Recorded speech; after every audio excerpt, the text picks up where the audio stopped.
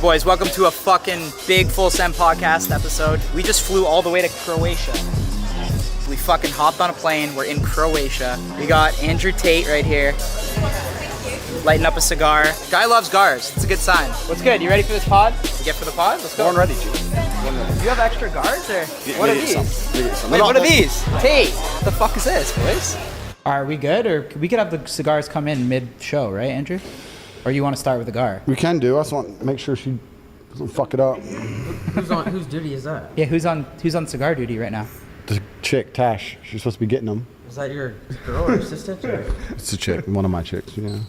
One of my wives. I got 4 wives. I'm from Ethiopia. Do you That's one of your wives, for real, or is that a girlfriend? Girlfriend. Yeah, I hadn't seen her in a minute. So wait, when you bring a girl, when you bring like a girl, is she a girlfriend or just a girl for the trip? Girlfriend. Girlfriend. Yeah. So you like you put her on cigar duty? Well, if I need a cigar, then I would ask her to go politely get me a cigar. Yeah. What if she said no? How could she possibly say no to me? What if she's like, why do I have to get your cigars? Like, get your own cigars. Why do I have to put you on a private jet to fucking Croatia? Fuck off then. There you go. There you go. I agree with that. Wait. So Bye. how many girlfriends? Me? Yeah. Man, I'm a man of God. I'm a good man. I don't want to be in this podcast. Everyone trying to tell the world that I'm some kind of horrible, evil misogynist. Everyone seems to think I am for some reason. I think it's great to have multiple. Do you? Yeah, why not? I mean, if they're okay with it. Yeah. Well, do you have like a ranking system? Like you have a main piece and then side girls? How does that work? I'm a man of God. I read the Bible. I go to church. I don't know. I can't possibly answer these questions. This is obviously going to be watched by every single female that has any kind of association to me, and I'm loyal to all of them. Oh, that's awesome. There you go. So do the math on that one. See, baby, I told you I was loyal. Don't worry about it. So I'm would loyal you- to all of you at the same time. You think it's possible for a man to be loyal to one girl? I think it's possible for men to do lots of things. Sure, we can go to the moon. You can be loyal to one girl. You can go scuba diving if you want to. I don't think that if men were truly honest with themselves that they want to be, I think men are loyal to a woman to try and inspire loyalty out of her. A man will sit there and go, I only want to be with her. But really what they're saying is, I only want her to be with me, which is a masculine imperative and it's natural. And I completely understand that. Every man's the same. But if you could make a woman be loyal to you while not being loyal to her, then you would not be loyal to her. If a man's truly honest and says, if I can press this button and she's loyal to me no matter what I do, am I still going to only be with her? Now, you might prefer her. You might spend 99% of your time with her, etc. Completely get that. But on a long enough time frame for the rest of your human life, if she's going to be loyal to you regardless, are you telling me that without any kind of backlash from her, without the chance of her cheating, without any bullshit, you're going to tell me for the next 50 years you're not going to fuck anything ever once? If she let you, why not? Like, you know what I mean? Yeah, I mean, I I feel would like definitely everyone do would it. agree to that. Everyone would agree to it, right? So it's different for men and women. Is what It's completely different for men and women, and it's also different because a lot of people misunderstand what I say. It's different for men of a certain status, right? If you're a man who has his shit together at a certain level of status, you can say to a woman, look, I love you with all my heart. I want to be with you. I'm going to take care of you, but you're not going to tell me what to do. I'm in charge because this is my life. You're on the TATE train, and we're headed to Success Station. I'm the one driving it, and if you're going to be on my train, certain things are going to happen. If you're unhappy, you can get off. No problem. I feel like you've been experiencing that as like a high value male. Me and Salim kind of just started. I'm hoping Steiny gets there one day. But once you get there, it'll be Yeah. it'll be dope. When you get into the high value area, it's like it's pretty fire. Well, if you're hard to replace, then you're going to accept more things than you would accept from someone who's easy to replace, right? This is basic human psychology. We can take it away from dating and apply it to basically anything. You will accept your Lamborghini breaking down because it's hard to replace it. You will not accept your Toyota breaking down because you can just go get a Nissan. So it's the same kind of game, right? If you look at a guy and go, he is amazing at everything. I truly feel, I feel happy with this man. I can't find another man on his level who could possibly replace him or fill the hole in my life he would leave. Sometimes he fucks that bitch. Oh, fine. You're more likely to accept it. That's human nature, right? It's not even about intersexual dynamics and all the things I talk about, even though I could use those examples to apply all of my beautiful, completely correct, logical, affirmations. The reason I don't do that is because everyone comes back and goes, misogynist. So fine, cool. Stop them all crying. Let's talk about human nature. People are not going to be quick to replace something or attempt to replace something which is basically irreplaceable. So if you're a high enough status individual, then you get to get away with more. That's basic human psychology, isn't it, as a whole? And I think that I'm with guys here. I don't have to be polite. I don't have to say I think. I could say I know. I know. I don't think there's any girls in the room. Is there? Is there? Alyssa even in here? You're good, bro. Oh, Act shit. like there's not. Cool. I know that women as a whole are quite understanding of their status. Women are very, very intelligent. I know people say I'm misogynistic and people say I say bad things about women. Women are very, very intelligent in certain key areas. And one of the things they are most intelligent at or best at is reading their own status and understanding what they can and can't get away with. Women are experts at that. 100%. You get the same chick who will act X way with one guy and get with a new guy and act completely differently. Because Do you think that's subconsciously though? I think it's subconscious, but I also think they spend a lot of time on Instagram, a lot of time looking at their competition, a lot of time looking in the mirror, a lot of time trying to look good. A lot of time, they spend a lot of time on themselves and within themselves, and they're pretty good at understanding their value and what they can get away with when it's compared against the value that's sitting opposite them, right? So they'll sit opposite one guy and be a dickhead and sit opposite the next guy and be a sweetheart. They're quite smart at that, right? That's facts. It's true. So I think that most women actually, if they get with a guy who they really know has his shit together, they're not going to sit there with that guy and say, listen, you better not, because they're like, if I talk to him that way, he's definitely going to do it. Yeah. So they're going to come at a different angle. It would really hurt me if you, and then once they say it would really hurt me if you, then you can apply counters to that in different ways. You can just simply ask, why would that hurt you? Well, if you're fucking all these bitches, how do I know I'm special? So the only reason you know you're special is because I'm sexually exclusive. So if you knew you were special with something else, perhaps you did something else with me, or I did something else with you that I don't do with anybody else, then you would know you were special. So what you worried about me fucking that bitch for? And it can't be that logical because females are not that logical. You can't explain it that way. But I'm saying if you're with a woman long enough and you have frame and you have influence over her and you understand these basic paradigms and you mention them in the correct conversations at the correct way in the correct frame, over time, they'll learn to accept it. I say this and people completely have a meltdown. I don't know why people have a meltdown. It's facts. It's facts. You think any of these dudes you think any of these rappers fucking all these girls, the girls are telling them, you better be loyal. You better be loyal. No, but why? Fuck no. Because of his status. Because they don't want to be left. Because they know he'll just say no, bye. So they just don't, they're like, okay, look at me in the mirror. Can I be replaced? Yes. Can he be replaced? Not easily. Fuck, I got to take this deal. That's the game. And that's human psychology. You can apply that to anything. You can apply it to the fight game. There's an A side, B side. Human relationships, there's an A side, B side. Business deals, there's an A side, B side. Someone's got to fucking take the B side. So the way you're saying, someone's got to lose. Yeah. To a degree. To a degree. But this is the thing about relationships, because we can talk about relationships as a whole. Everyone says what I say is crazy. All I say is that love is real. Men and women should be in love. A man can be completely in love with a woman and care about her and still sometimes fuck something else. like, the higher your status, the more you can get away with, because that girl's so afraid to lose that, so you can do whatever you want. Bro, it's the same, but it's the same with anything. Yeah. Is it like buy a McLaren? It's not going to work for half the year. They're fucking nightmares, but they're McLarens. So it's just a game. Like, I used to talk to Salim, and he'd have random girls, and he'd be like, yo, I'm crazy over this chick. And I would say, Salim, dude, think about who you are. You can get any girl you want. These are just random chicks, right? Well, now it's multiple. Now it's great. So there's levels to it. And I think that chicks don't realize that until they don't have it, and then they chase back, right? Well, women are also addicted to drama. This is something else you have to understand about females. That's very true. Females are addicted to drama. They are entertained by drama. What does a woman do in her spare time? She watches the Kardashians drama. Listen, I don't want to insult anyone. I was about to say a bitch. Yeah, I'm going to stick with that. A bitch will sit there. A bitch will sit there and think, I need to relax. Let me watch a murder documentary about a serial killer who chops people's heads off so I can have a nice good night's sleep in bed. They're addicted to this shit. They love drama. So to some degree, even as a man, this is actually an important frame for men to understand. To some degree as a man, you have to instill drama in the relationship, because if you don't, she's going to get bored. No, that's very true, man. And she's either going to leave or she will instill the drama, which gives her control. You don't want her to bring the drama. So you think girls like to fight? They like drama. They like to be entertained. Yeah. So if she instills the drama, it's probably going to involve some other fucking dude. You don't want that shit, right? So you have to instill drama. So this is the question I always say to all the people who say I'm misogynistic and my view on relationships are wrong, et cetera, et cetera. I say, look, I have beautiful women who are in love with me, and we're all happy and smiling every day. I get to fuck whatever I want. I have a very positive relationship with females. My life's good. You disagree with everything I say. But your relationship, you and your woman don't even fuck.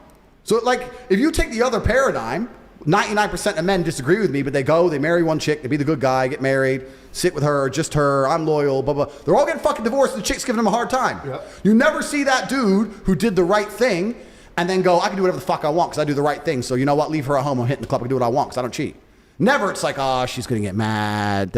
And he's the good guy. I'm the bad guy, and I get to say, see you next week. So what Bounce. is the cheating code in Andrew Tate's like books? Like, how do you morally cheat if you have a girl? You're honest with her. You're upfront with her. It's not even about that, because when I say it on these podcasts, I have to condense everything. I have to be very compendious, and I have to try and... Or how does one, not Andrew Tate, how does one morally It's cheat? just about understanding and instilling a mental frame inside of the female that makes her understand that it's really not that big a deal.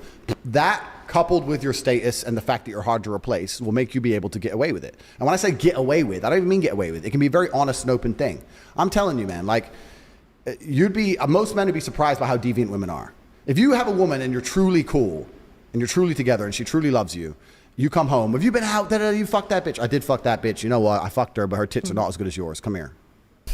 But does that work? She'll love it. She doesn't give a shit. What if she had a better rack though? Well, then she's in trouble, right? wait. But I'm saying, if the framing is right, but it's about the mental framing. I say these things, and men think I'm full of shit, but you have to understand the mental framing. I'll give you an example. If a man So that's your line when you come home and you just dog. No, but just compliment the girl's rack and then you're good. It's an example. That's a good. No, that's a good line. Though. But I'm talking about the mental framing. If a woman gets with a man and his frame is correct, that woman over a long enough period of time has the same political views, likes the same music, likes the same movies, has the same friends as him, watches the same things on YouTube, the same Netflix shows. If you see a woman who loves that man, doesn't she do everything the man does? So if that man truly believes and can explain to her in a sensible way, look, I love you, I take care of you, I pay your fucking rent, you're living with me, that bitch, fuck that bitch, who cares? I fucked her, so what? Who gives a shit? She ain't here, she ain't living in the fucking penthouse, shut up. Eventually she's gonna be like, okay, well, as long as those girls don't live with you, they absorb their man's frame. Wait, but that's the frame. Hold on though. So what if your girl comes home, same scenario, and goes, yo, your dick is bigger? That's not gonna make you happy though. Bro. Okay, so this argument is one I've heard so many trillion times. They say, well, if you can do that, why can't the woman do that? And I can answer it in so many different ways. Give your harshest way. My harshest way is that it goes against the will of God and nature. It goes against the way of man. For the longest period of human history, men had more than one woman. Every king, every sultan, read the Bible, read the Quran. In most of the world today, men still have more than one woman. Never in history, in any book ever, in any civilization since the dawn of human time, have promiscuous women been celebrated, ever. They have been frowned upon in every single society ever. The main reason is because of paternity. Because what happens is, if I have 5 girlfriends and they all get pregnant, we know who the 5 mothers the guys are. are in town? Thank you. And we know who the 5 fathers are. Yeah, thanks. Well, the father Sure. for the 5 kids. So you know who the kids belong to. Yeah. If you have a woman who's sleeping with 5 dudes, when she gets pregnant, nobody knows who the fucking kid belongs to. Now, the DNA test might be able to fix that, modern science, right? But there's a whole bunch of modern science has to work at the devil. That shit's new. Humans, evolutionarily, grew up until the 1950s, 1960s, where none of that shit was doable. You had to know who the mother and the father was. You had to have a virgin. That's why they celebrate virginity in most of these places on the planet. They can't afford DNA tests. If she ain't a virgin, I don't know as a fact I'm the father. So I ain't gonna fucking deal with her shit. That's why virginity is so important in most of the world to this day. So to come along and say a woman can do it too is disgusting in the eyes of God and in the eyes of nature. You can come along with science and somehow then try and fix it and prove it. So and patch it up. God just wants the boys to just run through chicks. God wants the warriors out like here. God's looking down right now and he's like, boys, I just want you to run through chicks. God wants the men, the masculine males of earth, to reproduce, create his warriors. God needs warriors. What parable is that in? It's TATE 15. Okay, I'll search it up. Look it up. Wait, so when God needs warriors. New Testament? New and old, I'm everywhere, bro. Okay. I'm around. You should read the book, G. I'm in there somewhere. You'll see it. And you go, that sounds like Tate. He probably wrote that one. Luke. Nah, that wasn't Luke. That was Tate, that one. What about, have you ever dated a girl that makes more money than you? That's impossible. It's possible. It's what do you impossible. mean? What if when you finally go to the US, you're in LA, and Kylie Jenner pulls up on you, and she's like, she's still not richer than me. She's richer than you. Nah. She is. But I'm rich in ways beyond money. You're thinking in No, numbers. I'm talking financially. Then I guess I'm gonna have a very good life, aren't I? Would you ever date a girl that's richer than you? Fuck yes. Why not? So then would you let her pay bills? I spent most of my life dating girls who were richer than me. Like for a long time I had no money, and I'd date a bitch and she might have more money than me. That was no problem for me because I was still in control. I was still in charge. Masculine frame is not all about money. The idea that it's all money is not true at all. Right? I did very, very well in my life when I had no money, and I was a professional fighter, and I was on the way up, and I was fighting, and I didn't really have that much money. I did fine. So what if you're there are dudes in New York right now selling CDs on the street with like 4 girlfriends, and they're just tearing through pussy. Everyone knows it. They're Even the fucking CD everyone's wife guys? on the slide. They're doing fine.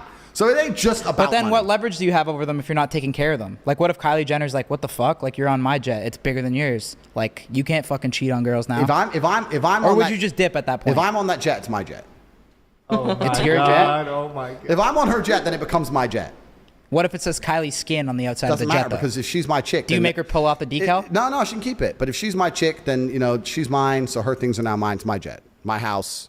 This is my jet, young lady. Sit down, be quiet. It's gonna be fine. Don't worry about it. I fucked Hannah Montana, whoever. It's gonna be okay. Like, so there might be some celeb beef there, but it's not just about money. I want people to understand it's not just about money. Because I have money is not the reason I say these things. Fame in and of itself is not just about cash. But do you think you could pull that off with a boss bitch, is what I'm saying? Well, this is interesting, right? So now we can apply this to the things I've been That'd be saying. a true test. Now we can apply this to the things I've been saying. Someone like Kylie Jenner is far more difficult to replace because Right. she's more scarce. Right. So then she would be able to turn around and try and play the same game back with me. I'm not saying that it's all a game and it's all just like a chess match and those kind of things. I'm saying these are the basics of human dynamics and human nature. And that someone like Kylie Jenner can have anyone on the planet and there's only one of her. I want to actually say something quickly before we go into this. I'm new to being big on the internet. I really don't even know what Kylie Jenner looks like. Wait, is Kylie Jenner That's a dude? cap. Is Yeah, that that's a dude? cap. That's cap. Is Kylie Jenner the That's dude? huge cap. Is Kylie Jenner a guy? You have to be capping. That's a Caitlyn. huge cap. Who's the guy? You just brought up Caitlyn. Keeping Up with the Kardashians. Yeah, but who's the dude one? Caitlyn. Oh, okay, fuck, thank God. I thought you were setting me up. That's the hottest I thought you one. were setting me up saying I'm talking about dude. All right, okay. Kylie Jenner. Kylie's a Kylie's girl. like slightly less hot than Caitlyn. Okay. Yeah. Okay. So, yeah, obviously it would be a slightly different dynamic. But I'm not saying that. But who is she dating now? I don't Travis know. Scott. Okay, is he loyal? I don't know. I think he dogs. Probably not. He probably dogs. What do you think? Do you know who Travis Scott is? I don't know any of these. I don't know these people. So I don't know these people. But what I'm saying is that at a certain level of masculine frame, I think most women are kind of like, don't tell me about it. I don't want to know about it. Just do your thing. Please love me. I love you back. Boom. And most women will agree with this. I say this to girls all the time because I say these things and girls say, my man would never cheat. My man doesn't cheat. Blah, blah, blah. I say, go into his room and demand to see his phone. And no matter what excuse he gives you, don't buy it. Demand to see it. Why do you want that though? Why would you do your boys like that? No, because exactly. Why'd you do your boys like that? Because what's on the phone? Huh? What's on his phone? Probably some shit that Some she doesn't want to see. some bitch. Yeah. So every man's doing it anyway. So every woman knows it, and the reason she doesn't demand to see his phone because she doesn't want her illusions shattered. Do you think that that's fair for her to want to see the phone and get to see it? Fuck no, I tell her to fuck off. But I'm just saying that women know truthfully because if they truly want to find out, they could, and they don't want to find out. They want to just pretend. Can I ask you something about the body count thing? About having chicks have their body counts on their foreheads? No, you have to explain it first. Explain it be a professional, young I man. will, sorry. Be a professional. We're on one of the biggest podcasts in the world, so please explain He's new to the podcast. He's new to the pod too. By the Oh, way, I'm not so- new. Explain to the podcast You're still what on I trial a said. bit. Wow, yeah, probably with this guy. Yeah. You said you had to have girls had to have lines for each body that they've had on their That's not forehead. even what I said. No, you said it would if girls would have the number of body count or whatever they have on their head, it'd make everything way easier. How so? But how would it be displayed? I didn't where know we're exactly confused. what you said after that, but I know. It was, I'm here on this podcast, you guys. You don't even understand what I said. I'm upset. Because we want the audience to know, so we need you to dive into it. I said that a lot of the world's problems could be fixed if women walked around with their body Yeah. counts on their foreheads. I didn't say lines. Sorry. And What it's would be fine. fixed? Like world hunger? Everything will be fixed, bro. I'm But talking why? about society at large could benefit from that scenario. What How does so? that? What does that fix? Because you have to extrapolate it. You have to extrapolate it and look at it the meta point. If women can't just sleep with anybody and everybody because they're going to be known for it and shamed for it, they're going to be very, very selective with who they sleep with. If they're very, very selective, then men are going to have to be very, very, they're going to have to be very, very hardworking and very, very dedicated to becoming a man worth sleeping with. So now men are going to be more honorable. Men are going to try harder. Men are going to be more interested in making sure that they're a person who's upstanding in society. Women are going to be very selective who they choose. They're more likely to stick with a guy through thick and thin because they don't want to add a new number to their head. Families will return. Families are an extension of society as a whole, right? It's family, then it's town, then it's city, then it's state, That makes somewhat sense. No, then I it's the disagree. country. They should make a Black Mirror episode about that. But They should try it. I Because disagree. of course you disagree. But I'll tell you why. Tell me why. Because it's different. Like if you're looking for a one-night stand and one chick has 3 bodies and one chick has 50, the chick with 50 is going to give you a way freakier night than the chick with 3. So I'd maybe go with the girl with 50. You're going to walk around looking for chicks thinking, I want one that smells For a of dick. one-night stand, though. I want one who's been plowed. Who's gonna give you a freakier Yeah, I night? wouldn't Yeah, want Steiny, that. I wouldn't want that. I don't G. think For a anyone one thinks night like that. stand. Any Okay, guys two would want bodies. that. Two bodies. Yeah, fucking, you can give me a virgin for a one night Who the hell stand. goes Yes, for the sir. girl with the higher body No, it's count? fresh puss. Yeah. That's Okay, a- but that's a yeah, weird but then there's a take lot right more. there. There's a lot more like bullshit behind the scenes that you guys probably aren't. Has thinking anyone about. ever heard that? I would never. You don't understand the if logic. A girl had 100 bodies or 200. Okay, so if she I has would never one, fuck her. if she has one, and then another chick has 10, who would you rather One. smash? One. All day. Okay, What's well, wrong with you, you guys bro? just don't get freaky, I guess. Obviously, it's Well, I mean, But it's not about. I don't think freaky. It's about I mean, if you want chicks who smell a dick, that's your thing. But that ain't my thing, and I don't think it's most men's thing. Men That are- was a wild take, Men bro. are interested in men are interested in innocence. It's Yeah. innocence that men find appealing. This is what most 100%. people don't understand. Yeah. Women don't even know what men find attractive. What actually amazes me is that women go through the world and they're so concerned with how they look, but they have no understanding on a basic level of what men find attractive in women. And I know that for a fact because every single time I sit with a chick and talk to her, especially for the first time or on a date or something, she's saying always completely the wrong thing.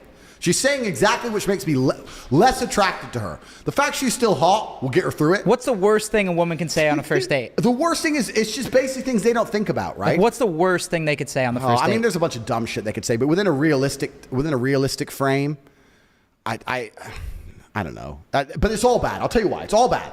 Women will sit there and do something they think is innocent. They'll talk about traveling. I've been to here and I've been to there and I loved what I saw this. My favorite place is this. Da-da. When you sit with a dude on a first date and tell him how many places you've been, all he's thinking is you've been fucked. Yeah. You've been fucked by who paid for that? Yeah, who paid for that? Yeah, Oh, yeah. nice hotel, bitch. Like it's bullshit. Like shut the fuck up. And on top of it, men want innocence, and the reason we find innocence attractive is because we want to be the female's portal to the world. Yeah. If I meet a woman, You want to hear they've never been anywhere. never. I will show you the world. 100%. The first private jet you get on will be mine. You've ever been in a Lambo? No, you're getting my one first. I'm Yes. going to show you brand new experiences. If I sit there with some bitch and she's like, I've been there, I've been that. I went to this party. My friend has a jet. I was in this Lambo. Da da da da. And you're just like, shut the fuck up. There's nothing less attractive because we want to be their portal to the world. The reason women don't understand this is they sometimes think, especially if they're sitting with a G, like if they're sitting with a guy like me, they feel like they have to prove themselves by pretending they've been with other ballers, right? They don't want to sit there with a man like me and go, oh, I've never been into a restaurant like this. I wish they would say that. That's the most fucking attractive thing they could say to me. But instead they'll say, yeah, I've been here, and my friend, and I did this. And They they'll talk drop, about this they drop Dubai and then it's over. They start eh? dropping about fucking other shit that That's they did when with you their walk If they out. say Dubai, you got to get the check right away. Yeah, it's just like, shut up. But they don't. So women don't even know what men find attractive because we're interested in innocence. So he's talking about body counts. It's not even just about the freaky, da-da-da. I'm interested, if I have an experience with a woman, whether it's sexual or non-sexual, I want to be her portal to the world. I want to be the person who shows her something for the first time. I don't want to fuck a bitch who's been fucked every way she can be fucked. Why do I want to, like, I have to invent something new now? Backflips? Like, I can do it. I can do it. Maybe he's doing backflips. I don't know. But to me, that's not appealing. You're missing the point. That yeah. is true. That is true. I think girls do think it is symmetrical. That like Oh, man, guys and girls like the same things. Girls, I don't and why you they know, think you that. know what's worse about chicks on dates? I can know talk why about the chicks fuck on they dates think for a that. long time. I don't know if I'm allowed to smoke or not, but I don't really listen. Who gives a fuck? All Yeah. right, you're cool. good. Good. You guys want to let us Shout out to smoke? Yacht let's Week just for all letting do us smoke in this hotel. Yeah. Here, pass them around, Kyle. Thank let's you, just all Yacht do Week, it. for getting us Pass this them around, smoking pass them permit. around. No, this is gonna be So- amazing. Where they at? I can talk about chicks on dates for a long time. What Because was they're your fucking, the worst date you've ever been on? they're honestly. fucking awful. Well, can you give us a strategy then? The worst date. We need to Like, cut them and shit. Got a cutter. I got a cutter. It's just there. Can you give us a strategy on how to have a But successful first, let me Stein, complain. you wanna First, cut let me 'em up? complain about all the things women do. So first, they talk about traveling, which they need to not do because men don't want to hear that. Another thing women do. You know what? Another thing men hate. This is for all the chicks watching this. You know another thing men hate. We hate those social bitches. You know what I'm saying? You meet a girl for the first time, right? First time. Go on. Here's a test where you meet a bitch for the first time. Say, what are you doing next week? Correct answer. Oh, nothing, just home. Attractive. That's what I want to hear. You ain't been nowhere. You don't go nowhere. Just home.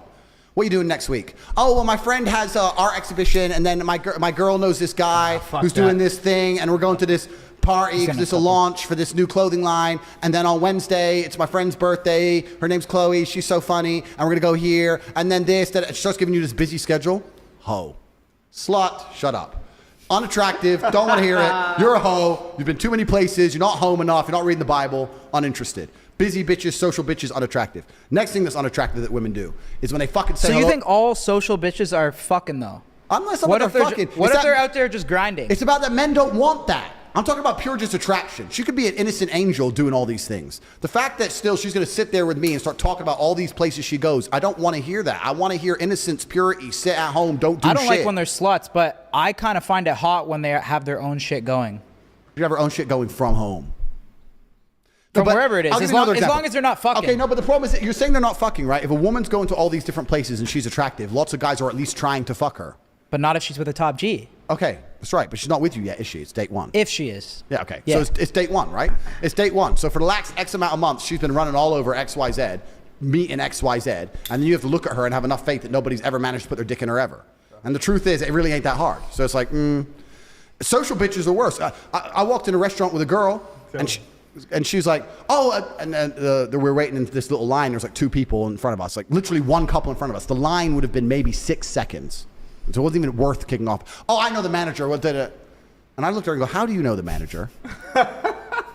Oh, I just know him through that. I was like, I just wanted to leave. Like, and now I'm just like, now you know the manager of the best restaurant in the city. You're a fucking, now I got to sit there. You're a hoe now. How many times have you been here? With who? Like, who have you fucking been here with? It's off-putting. It's disgusting. I see what you're saying, because like a lot of the times when men deal with women, I mean, it is sexual. You know what I mean? So like when she, obviously you're probably thinking, oh, you know the manager. Fuck, are you fucking him or something? You fucking him, or you've been here on how many dates? With who? Or you Yeah. and your girls are here drinking Or all the manager, fucking time? the manager wants to fuck you. That's a fact. That's it. But yeah. Where's my lighter? You stole my lighter? He's lighting it. Please don't Thieves. get it. Has like a girl ever brought you back to meet her parents? And if she Yeah. does, do you act this way? Like, do you be real? Parents love me. You act this way Yo, though too? I love you. Parents love me. Can you show me how to light it? Sure. Do you tell the dad, like, I'll never stay loyal to your daughter? Nah, but I say something else. I say, look, she's been out too much. Finally, Save that, like, for dessert, maybe, when that comes, right? Finally, she's under control. Like, don't worry. She was living haram, but I'm here now. She's gonna live a good life now. I'm glad I met her before it was too late. I'm gonna save your daughter. Yo. I'm here to save her I life. like this, bro. This is good. Dad's probably like you. Moms might not. Oh, they all love me. You're low key a lover boy inside, I feel like. No, But you just I don't believe show in it. I believe in love and that. I'm just Yeah, you're a big cuddler, low-key. You like cuddles, yeah. completely. I'm a nice guy. Yeah. But all I'm talking about is just the things women do on dates that are unattractive. And I'm just saying that women do so much shit's unattractive. And usually, it's 99% of the time they're talking. They're just saying unattractive shit, talking about where they've been, da-da-da. And this goes back to the meta point that we want to be their portal to the world. We want innocence. It's what men are biologically attracted to. So if any woman out here is watching it, roll it sideways. It's a DuPont. Roll it sideways. DuPont, Salim. Fuck is this? Sideways. DuPont, bro. From the middle of the lighter, roll it sideways. Oh. Down. No, lower. In the middle of the lighter. That's it. So, I'm telling this for all the chicks who watch the podcast. Let's say you're going on a date with a guy and you really want to get him. You ain't been nowhere. You ain't done shit. You're an undiscovered diamond. I don't know. I've never been to a place like that. Oh, how do I open the car door? I don't know how Lambo car doors work. Oh, I've never done this. I've never been there. I've never been on holiday. That's what a man wants to hear. He does not want to hear the story. Oh, yeah, I went there once and me and my friends, all 4 of us went there because it was our party. And shut the fuck up. It's unattractive. But wait, how do you... And women don't know this. Women don't know this because they'll say all this shit and the man will still bang them. So they think they did good on the date. Oh, he banged me. Well, no, he was going to bang you anyway, no matter what you said. But if you want him to love you, you need to learn to shut the fuck up. This is true because men find innocence attractive except for him. Do you think it's harder? I'd agree with men find innocence attractive. That's Yeah, but do you think it's? I didn't even actually realize that until you said it. Would you, when you go on a date with a chick, would you rather hear her say, I've never been to the club ever, or I go to the club every weekend? Obviously, never been to the But do you club. think it's harder to find hot girls in that situation? Oh, it's certainly harder to find innocent hot girls because hot girls are absolutely and utterly corrupted because they're an asset that men try and corrupt. Men try and find hot chicks and show them the world. Yeah. So you have to be there first, right? It's not easy to do. I'm not saying that it's easy. I'm saying do you it's get what there first, though? It's how do you get there first? You just got to be a G about it. There are the odd ones. You can find the odd one who's a bit older, who hasn't had too much experience in life or sat around with some dork for a while or whatever. But in general, this is also one of the reasons men find youth attractive. You want to blow up the internet? I'll blow up the internet right fucking now. The reason 18 and 19-year-olds are more attractive than 25-year-olds is because they've been through less dick. I'll say this right here on the fucking internet. I don't give a shit. People will sit there and go, oh, you can't say that. Yes, I can. A 19-year-old is more attractive than a 26-year-old woman, and I'll tell you why. Because that 26-year-old has talked to more guys, been to the club more times, been more places, been fucked and dumped more times, more arguments, more heartbreak, more bullshit, more mess for me to clean up. Whereas a 19-year-old might have had one guy from high school, just broke up, she's fresh, and I can fucking put my imprint on her and make her a good person, and without her having to go through all that detriment to learn about life. So what's your key age range? 19 to... It's not just about the age range. Just the example. No, I know, but what's your preference? I mean, hot girls are hot girls, Yeah. right? I don't know. Hot girls are hot girls. But my point is that older women, the reason they're less attractive to men, even if men don't instinctually understand it, is because they've been through a whole bunch more shit. And we're not interested in dealing with someone else's problems. If you get with a girl who's 26, 27, she's going to be sitting there going, I know men like you. I've seen what men like you do. You ain't going out to the... Yeah, I don't like that. I ain't dealing... So you're telling me... Wait. You're telling me you were innocent and sweet for this dude. You were nice to him, he fucked you and messed you up, and now I deal with the attitude problem you've developed because he got your pussy? I didn't even want him to fuck you in the first place. You should have been a virgin when you met me. Now I'm dealing with your shit?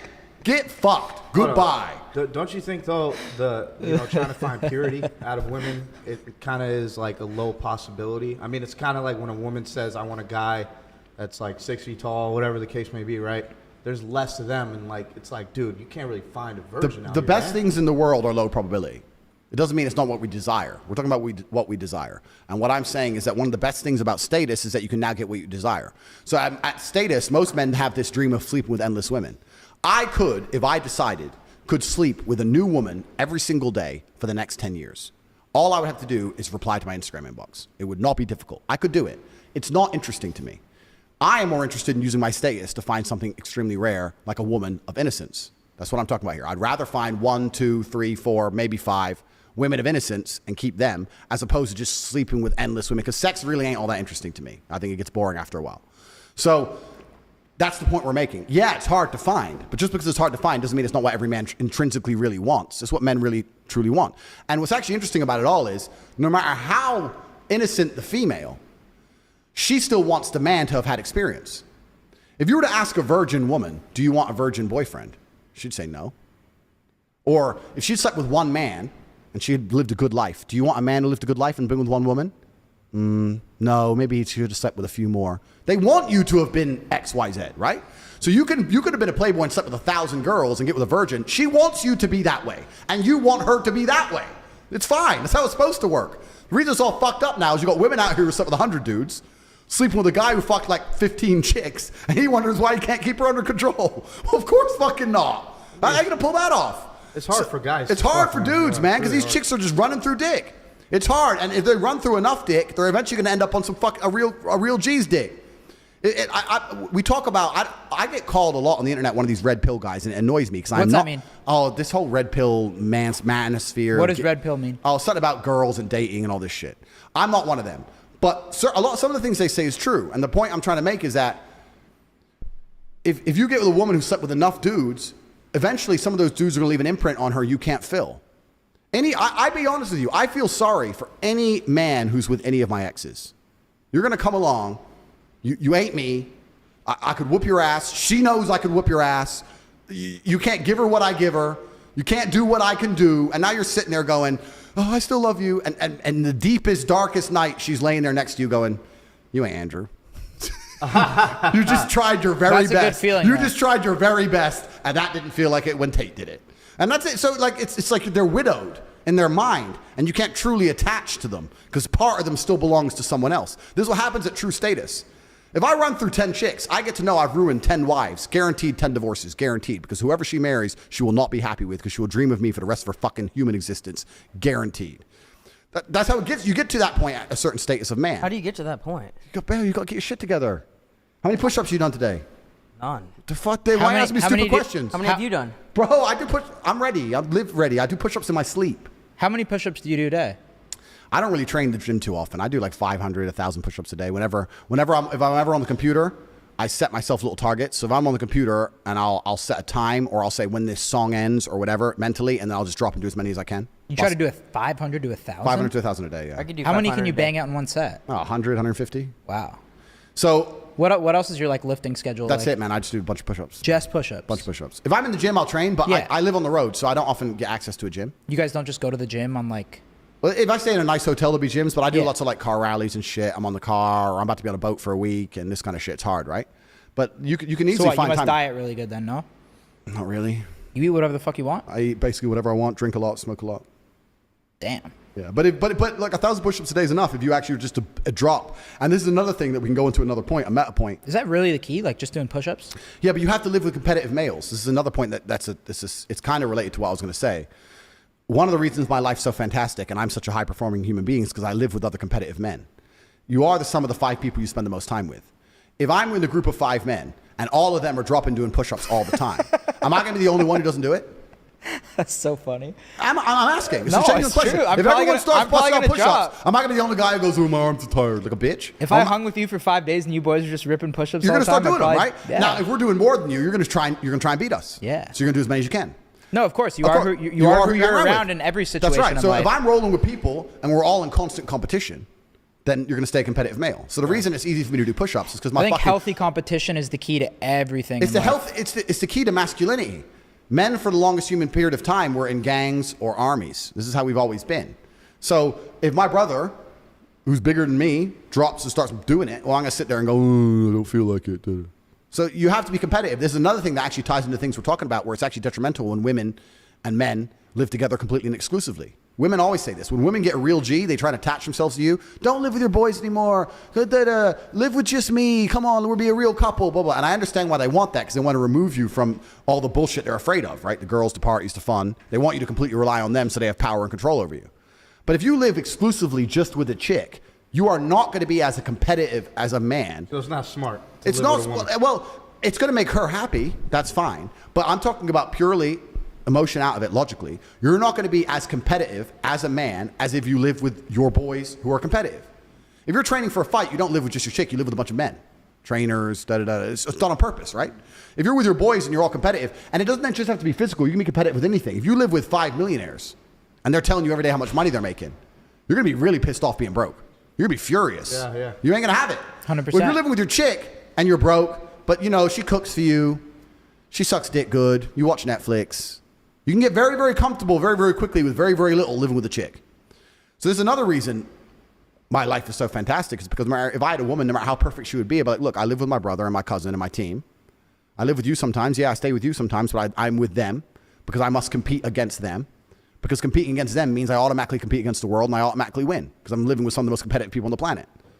That's how it goes. So it's another thing that ties into it, right? So the whole frame, what's actually also very interesting is, I need the lighter again, if you don't mind, my friend. The lighter?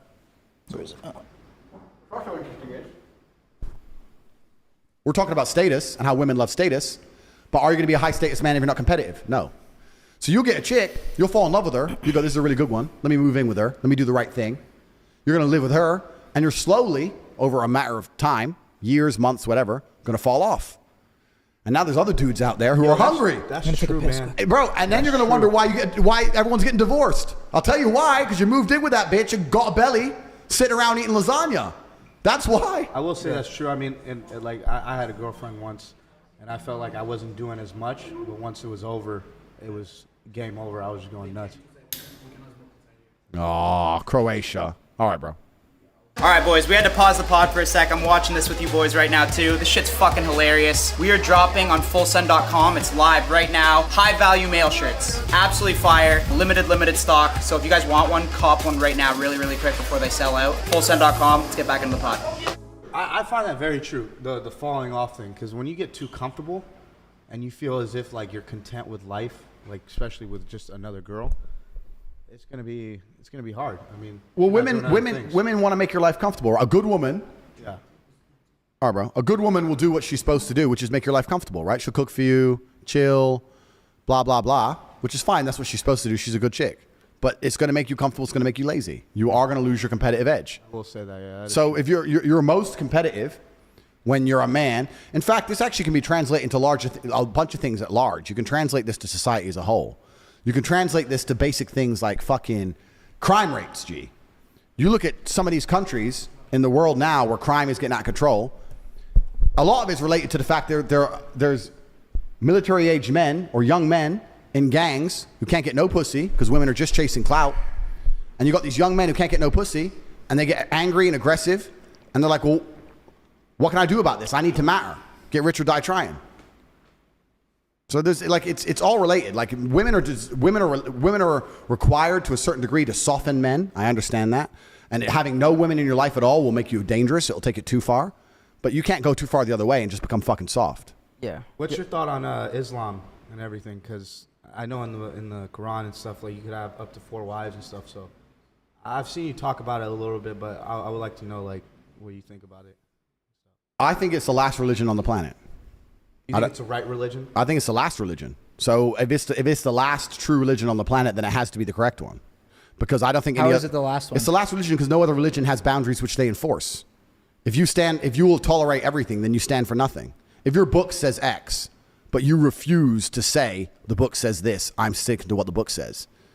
Doesn't matter what the subject is, right? I don't want to get us banned. I think everyone can work it out. If you're a Christian, 99% of Christians are ignoring every single rule inside the Bible every single day. Christians interpret the Bible, you're saying? Like they pick and choose what they want to they'll try and say, I interpret it differently. I believe in God, but I don't believe in that part. That's not what the book says. It doesn't say ignore half of me. It says follow me. Only Muslims follow their book. No, true. So they're the last religion. Yeah. Who gives a shit if Christians come along and say, I'm a Christian, Give a fuck. You ignore the Bible. Well, isn't there a lot of Muslims that don't follow the Quran too, though? I'm sure there's a lot of Muslims who don't completely follow the Quran. But I'm saying that if you were to go out there and try and find Muslims who live true to the Quran completely, you can find them. Yeah. You ain't going to find a I single... think you can find Christians. No, you won't. Bullshit. No, Yeah. Muslim religion, I mean, not to even, no diss on any religion, but like, dude, you're not going to find a Muslim slut. That's right. Like a woman that's a Muslim that's a slut. Bro, you put me in any fucking church. Give me the hottest church. There's girl. Muslim sluts out there. I'm sure there are, but I'm saying the point he's making is you can find a bunch of women who adhere to Islam who are still virgins to the age of 25 waiting for an arranged marriage. Oh, yeah, 100%. You will not find that under Christianity. 100%. I think you'll find some. Yeah, you could find a couple. Bullshit, But you're right. bro. There's probably more Muslims that follow. Christianity There's more devout Muslims than devout Christians. Christianity has no power left. It's a power. Even the Pope is up here talking about, and I want to make this very, very clear. I'm not fucking anti anything. I'm not homophobic. I don't give a fuck. I'm talking about what the book says. If the book says man and women lay together, and then the Pope is going to stand up now and say that you can be a gay preacher, the book doesn't mean anything now. So the whole religion doesn't mean anything. So the rules don't mean anything. If you're tolerant of everything, you stand for nothing. The problem is with religion is that it naturally needs to be intolerant. For a religion to be a religion which is respected, it needs to be intolerant of certain things. Yeah, but- you can't say we're a religion which tolerates everything. Now you have no belief systems. But when was that book written, It does, yeah, completely. But the world evolves. So. Completely. So Christianity's evolved into nothing. Islam hasn't. This is the point I'm making. The point I'm making is if you're going to throw your own rules away, you can't stand up and say this is a religion, these are our doctrines, but we tolerate everything and we don't punish anyone for anything and none of it really matters. Are you a Christian? Well, who the fuck isn't? Biggest hoe in the world's a Christian. Porn stars are Christians. Who gives a shit? It doesn't mean anything. It's different with Islam. With Islam, you can't get away with it. Even if you're saying that there's some Islam sluts, et cetera, fine, that's cool. But people don't stand up and openly disrespect Islam. Oh, hell no. Because they're afraid. So once again, if you don't have rule systems and doctrines and beliefs and prophets, which people are afraid to mock, are you even a religion? People won't disrespect Islam. Nobody will disrespect it because they're scared. Even in a Christian country. What do you mean by disrespect? I mean, disrespect it. Say something, disrespect it. You can walk around, if you could wear a t-shirt saying Jesus is gay, right here in Croatia, a Christian country, and you will make it out of the country alive. I dare you to do the same thing with the Islamic Prophet. I dare you to do the same thing. You wouldn't make it out of a Christian country alive, an Islamic country alive. Even in Christian countries, you are not safe to do that. You do not disrespect their beliefs. Yeah, disrespecting Allah is... No, you don't do that. Yeah, you don't... Nobody does. So what I'm saying I see what is, you mean. if they're the last religion on earth that people are afraid to disrespect, if their God is the last God on earth that people are afraid to disrespect, then he's the only God that matters. If every other God can be mocked, laughed at, put in video games and fucking shot at, stupid shit, dressed up gay on TV shows, ha ha ha ha, what kind of religion is that? It's a joke. Yo, It's a good point, man. How come you're do you ever get afraid of getting canceled for being so the shit you say? Did you just say? Firstly, let's make a few things. No, clear. I know, I understand, but wait, let me finish. I mean that in the sense where it's like you seem to say crazy shit and your audience gets bigger when usually people who say some shit that you say, a lot of people would come after them. That's true. But firstly, I don't live in fear, so I'm not afraid of anything. But how could you get canceled? Because most of your shit is not even your own accounts, right? Secondly, I'm just breaking down the sentence as a professional because that's what I do. You said fear of getting canceled. So the first word incorrect was fear. I'm not afraid of anything. I don't live in fear. Second thing is canceled. If I was going to be afraid of anything on the planet, the last thing I'd be afraid of is getting canceled. Like, I've had people try to kill me. I have real enemies. As we stand right now, there are groups of men waking up who want a bullet in my head. I don't give a fuck if some dork on the internet makes a video saying cancel Tate. Don't give a solitary shit. I have real problems. So just breaking down the sentence. I'm not afraid of shit. Would never be afraid of getting canceled. To answer the meta question as to, am I worried that someone's going to hear something I say and then be offended and then people aren't going to follow me anymore? Once again, I couldn't give a fuck. I don't give a fuck. I say what I think. These are the things I truly believe. Some people agree with me. Some people don't agree with me. And that's absolutely and utterly fine. You're right. I am doing very, very well, despite the fact I'm saying things I'm not supposed to say. Yeah, it's crazy. It's crazy. I am doing very, very well. But I think the reason that is because people know I'm authentic. People know I actually mean them. I can explain them in a way that makes them hard to disagree with. Even feminists struggle to argue with me on a lot of points. And also, I really do believe the things I say, most people intrinsically, even if it's a lesser version of, even if it's less extreme, agree with me. Most men intrinsically agree with a lot of the things I say. Man, yeah. I'm surprised no feminists have ever come for your neck. No, they've tried. But how can you come for my neck? How can you come for my neck when their basic battle cry and their basic weapons are ineffective? First, let's call them a misogynist. Yeah, I'm a misogynist. Okay, next. You're sexist. Yeah, probably. Next. Okay, I'm going to cancel you. Don't give a fuck. I ain't got nothing to cancel. I'm on everyone else's account. I ain't got an account. Next. Okay, well, we can't call him an incel. You're a misogynist. Like, it's just a circle. They don't have any weapons. Yeah. They have no weapons against me. Yeah. How are you going to sit there to the dude sitting with a bunch of beautiful women in his mansion and then say, you're a sexist? You're ugly. You're a 3. These chicks are hot, and they chose me. I don't give a fuck what you say. I'm not interested. It's interesting. It's actually very unfortunate. It's kind of unfortunate because women are completely and utterly solely judged on how they look. Like, a lot of these feminists are they're so busted. Like, if you're going to be a feminist, at least get hot first. Because if you're hot, you'll matter. Oh, the hot bitch said this. Do you ever think But if the ugly bitch said this, oh, you hear what the ugly bitch said? Have you ever heard it? No one cares. Nobody cares you're ugly. Yeah. It's just nobody cares. I understand why you're mad. I'm me, and the hot bitch is with me. I get it. You're mad at God. That's fine. But what are you going to do? Cancel me? I don't care. Make a video. Keep making videos. I don't care. There's a direct correlation between that, right? Hot girls aren't going to come after you, but the ugly ones will. Hot girls love men who are prepared to protect, provide, take care of them. If you're prepared to protect, provide, and take care, to a degree, you see yourself in a position of authority. To a degree, right? I need to take care of her. I'm going to pay her rent. She's going to come on my boat. She's going to listen to me. She's going to have a good life. You see yourself in a position of authority, so which means to some degree you are misogynistic. Women, beautiful women, love misogynistic men. When you see a 19-year-old Ukrainian on a billionaire's yacht in Dubai, is she complaining that he's the boss and he's in charge? Or is she like, oh, I'm glad he bought this boat. I don't know how boats work. I just want to fucking have a cocktail. Be a misogynist. Cool. You work out the port fees. I don't give a shit. God damn it. So they love misogynists. So the only women who don't love misogynists are the women who are too ugly to get fucked by a misogynist. And then they want to come along and try and cancel you on the internet. I don't give a shit. Cancel me. I will stand up right here and say I am sexist. Now, I don't mean that in a bad way, right? Because I'm sexist both ways. I try and say this all the time, but no one can seem to fathom it, especially not feminists with their minuscule brains. There are certain things in the world that I only trust men with, and there's certain things in the world that I only trust women with. I'm not talking about superiority, because superiority is field dependent. Men are better at certain things. Women What's are the better one at thing certain you'd things. never let a woman do? The top thing a woman you'd never let her do over a man? Oh, there's loads of things, bro. Loads of things I never What's let the top Can you give three? us a couple? I'll tell you the number one thing. So anything that is violence related, women should be nowhere near. So I'll give you an example. My woman is very well trained that if it goes off in the street, she needs to just run and scream. If I say fuck off, leave. And I'll tell you why. I have seen the number of times I've seen a man walking with his chick, some beef goes, the girl tries to like get in the way. She doesn't want her man or the fight to happen, get hurt, da-da-da. I've seen a woman try to get in the way, da-da-da. Then she turns to her own man, gets hold of his arm, like, don't, holds his primary weapon when he gets knocked the fuck out. And she's holding on his fucking right hand. Boom, KO, head stomped. Wow. Stupid bitch. Now, her intentions may have been pure, but she just fucking ended her man's life. You are not capable and you're not prepared for the realities of violence. Physical altercations, Anything get away. altercation like, fuck off. Don't get in the middle of it. Don't hold on to me. So fuck off Don't during try and physical calm it down. altercations. Run and call the police. Run. But there was, because I see it so many times, bro, especially if a man's outnumbered, because the chick might love him. She might have truly pure intentions. Might have 3 dudes on her guy. Oh, leave it. She's in the way and shit. They're just going to hurt you if they're really about it. If they're really from the street, they're going to knock you out now. Like, what the fuck you there for? Now go protect you and me? Get the fuck out of here. So anything violence related.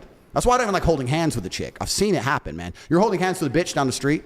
You don't hold hands at all? If you hold hands with a girl, right? You never hold He hands. always does. He's a big. Don't let me catch hold-hander. you in a photo holding hands. then. I really, in certain scenarios, I will. Okay, yeah. But like if Like I'm walks walking by the beach if and I'm shit? walking, yeah, like if it's Yeah. very lonely. Sunsets? But if I'm walking down the street, I don't like to hold hands with the chick because if anything were to go off or happen, her instinct is to just grasp you and hold you, which is fine. Wait, are you like wanted like that? It's not about whether I'm wanted like that. Gotta be prepared. Well, to say you don't want to hold hands with a girl because you're worried shit's gonna go down. Bro, there's terrorist attacks. There's shit that happens. Guns go off. Cars start plowing through things. I do have enemies. Whatever. I don't want to think. Fuck.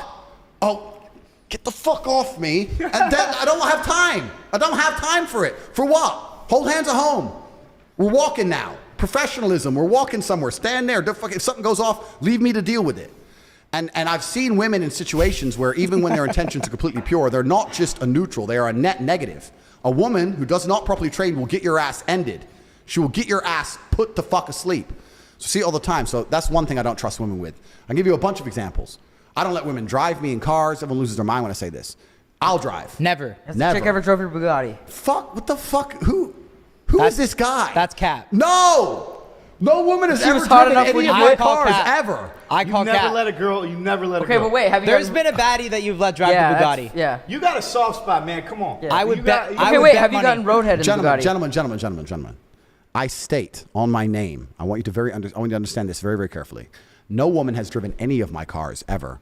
The cheapest car I possibly own, I would not let a female drive. under So wait, If why? you think, Why though? If you think I'm going to see a chick, and just because she is hot, just because she was born with an innate value, because she was born attractive, I'm going to assume she has the competence to pilot a $5.2 million Bugatti that she's never fucking driven before. And I'm going to allow her to risk that. I'm going to allow myself to risk that asset just to hope she might suck a little bit of dick when I can just fuck someone else. You're out of your fucking minds.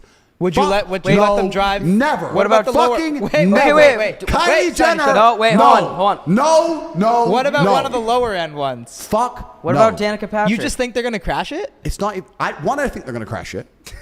That's part of it. Two. Why? Have you been in like a bad situation? Because you say your shit's based on life experience. You know have you what? been in like a bad women driving situation? You know what it is? I'm a chess player, right? Yeah. So it's not just about what did happen or what could happen. It's about understanding the reality of what guaranteed will happen. And the fact that... No, I want you to understand Yeah, something. that's good. I want you to understand something. The fact that I know what would happen in a hypothetical, even though that hypothetical is extremely unlikely, is enough to prevent me from doing something. So let me give you an example. Let me break this down. Let's say I let the girl drive my Bugatti, but the chance of her crashing... Bugatti I get. Bugatti I get. Okay, let's say I let a girl drive a car. Yes. Let's say I let a girl drive a car, and the chance of her crashing is less than 1%. Very low chance. What's the big deal? But if she did crash, the results of that crash would infuriate me to a new level in which I've never been infuriated. Is it worth that risk, even if the risk is very, very small? But would you let one of the boys drive it? Yeah, boys, it's fine. I'll tell you why. I'll tell you why. I'm trying to get to the point because people think, you're sure she's going to crash. She probably won't crash, but you don't understand. It's like me saying to you, would you roll 100-sided dice, but if you lose, you die? You're like, well, no, the odds are low, but the consequences are big. So even though the odds are low, the consequences are big. And I'll tell you why the consequences are big of a female driving your car. Because females have no innate responsibility or honor. So if a bitch crashes your car, you give your boy a car, right? He crashes it. Bro, I fucked up. I'm going to pay this off. I'm going to get to work. I'll get another job. Man, I'm sorry. Da-da-da-da. Bitch crashes your car. Well, it wasn't even my fault. That guy came out of nowhere. I didn't even know. Yo, I didn't even you know. are And, so and you have right. loads of money and you have loads of cars. Just buy a new one and I can't afford it. And then if you get too tough to her, look, you better fucking pay. She's just going to block you and fuck some other guy. That's all that's going to happen. Some shit like that Yeah, happened he's to pretty me, right. dude. No, Okay, some he's shit- right on some that. shit- some shit like that happened to me, bro. This girl scratched my car with her nails, Tate. and I seen it on my camera car, and she tried to be like, You got money. What are you worried about? You got money. Did she end You up are paying right. it? They have no responsibility. I didn't let her. If they were to take responsibility for the issue to the point where, like, look, I fucked up. I'm That's going to pay so this. true. They won't. So why the fuck am I going to take the risk when I know they would crash my fucking supercar Well, and not give a shit? But girls don't like confrontation at the end of the day, though. I mean, Girls don't know. Wrong. Well, Girls in do a not way like. where it's- Girls don't like responsibility for shit. Has a Girls don't like responsibility. They want another man to be responsible for fucking everything. They want to come along and say we're equal, until it comes to responsibility. Then, oh shit, someone's got to pay the bill. Well, you're a man. Oh shit, that's not our responsibility. Oh, that's not my responsibility. And that's fine, right? Because it's our duty to protect and provide. I'm sexist. I agree it's our duty, right? So I accept that. I don't want a woman who sees herself on my level in terms of responsibility because I find that unattractive. But the point I'm trying to make is I will not let a woman drive my car because I know what would happen if she crashed it. We'd end up breaking up because she would not be sorry enough. I'd resent her ass and dislike her for it. She'd start giving me attitude, and I'm going to lose the bitch and a car. What's the point? You did say that girls are not good with their instincts, or not instincts, but they're not quick thinkers. They're not quick thinkers. You were talking about the pilot. I remember you talking about the woman pilot. You walked out. Yeah, on my private jets can't be a woman pilot. No, sir. It's got to be a man. And once again, so yeah, I'm sexist, right? No, I'm sexist. I'm sexist. It's cool. I recommend any man out here do this. Get a ball, get a foam ball, won't hurt nobody. Say to your boy, think fast. Throw it at him. 5, not maybe 4 times out of 10, he'll catch it. Do it to a chick. Just do it. Think fast. Whoa, boom, straight in her mouth. They ain't catching the ball. They ain't doing shit. They're getting hit. Now, this makes me sexist. That's fine. But let me just explain something. There are scenarios where I'll make fun of men the same way, saying that women are a million times better in said scenario. So I'm not talking like I hate women. I'm talking about that in my life experiences, there are certain scenarios where if I want pure competence and I'm looking for the most competent individual, their gender is related to that competence. And it goes the other way also. There are scenarios where I would only trust a woman over a man. And most women, when women first hear what I say, they get annoyed. But if they have a brain, they sit there and go, you know what? He's right. I wouldn't want to drive a Bugatti that fast. He's right. I wouldn't want to be responsible for the shipping fees of a yacht. He's right. I probably can't catch a fucking ball flying at my face randomly. But, he loves me and takes care of me, and I'm going to do my part, and he's going to do his part. It's fine. What are those things that you would trust a woman with in life? So, women are absolutely and utterly fiercely loyal if she loves you. The reason people get confused because people say hoes ain't loyal and stuff, and women ain't loyal. Women are not loyal if they don't love you because women are loyal to their own emotion only. So if they love you and then they stop loving you, they don't give a shit if you fucking live or die. That's just females as a whole, right? But if a woman's truly in love with you, women can be more loyal than anybody. Like I have a very loyal team and I have loyal boys completely. But if you have a woman who's truly about it and truly in love with you, man, haven't you seen all these fucking serial killers and their wives help them hide the body and shit? Like you could get women who are loyal. They're down. They're like, okay, let's hide it. Like you can get women who are truly loyal. So in certain scenarios, we need absolute loyalty. You need to use a female. If I were to have kids and I were to drop them off at a play school, would you ever drop your kids to an all-male play school? All men watching the kids? No. It's weird. Yeah. Isn't that weird? It is weird. It's fucking weird. You'd only drop to all women, right? You trust them to be more nurturing. You trust them to be more patient. I wouldn't want to drop my 2-year-old. If I had a 2-year-old. Maybe a couple gay males mixed in. Maybe, but if I had a 2-year-old, yeah. But it's primarily a feminine environment because there's a patience that's there. If I had a 2-year-old, I wouldn't want to drop it to an all-male environment because I think, well, what if she starts screaming and the men get pissed off and like the men might lose their temper? It's weird. It's just fucking odd. So there are certain things that are just set for females. Certain things are just set for males. Women are very, very good at certain things. If I was sick, I wouldn't call my boys. You want a chick to nurse you when you're sick. And a woman who truly loves you will sit with you in bed while you're sick, risk getting sick herself, and hug you all night. Women are amazing at a bunch of shit. 100%. But I'm not going to sit here and say that chick can drive a fucking car as well as I can, because she fucking can't. She can't. And I'm not afraid to sit and tell the truth. If it's dark at night, raining heavy, in the middle of the mountains in Romania, where there's bears and fucking potholes and cows and shit, in a fucking Lambo at 3 a.m, she doesn't even want to drive. Any woman who sits there and goes, I could drive this home as well as you, is a dislikable person because one, you're lying. 2, you're not want to risk our lives to prove some point. Wreck my car and then be unaccountable for it. Well, you're rich anyway. Get another one. Why are you being rude to me? I'm going on a girl's holiday. Bye. And I'm left with a busted Lambo. So the answer is simple. You do not drive my fucking cars. The patience part, It's bullshit. It's bullshit. And everyone knows I'm right. And any man who thinks I'm wrong, give a chick a car and wait for her to crash it and see how accountable she is. See if she will get a second job to pay that off. She won't. Fuck no, she will. She doesn't give a shit. Right. The fuck? We appreciate that. Can we switch up and talk a little bit more about your businesses? Like the web. We can talk about half of them. Some of them, yes. What about the webcam business? I'm not even in that. I haven't been in that business for like 6 years. Hustlers University. Well, first of all, I want to know too, like when did you really start like popping off with all this shit?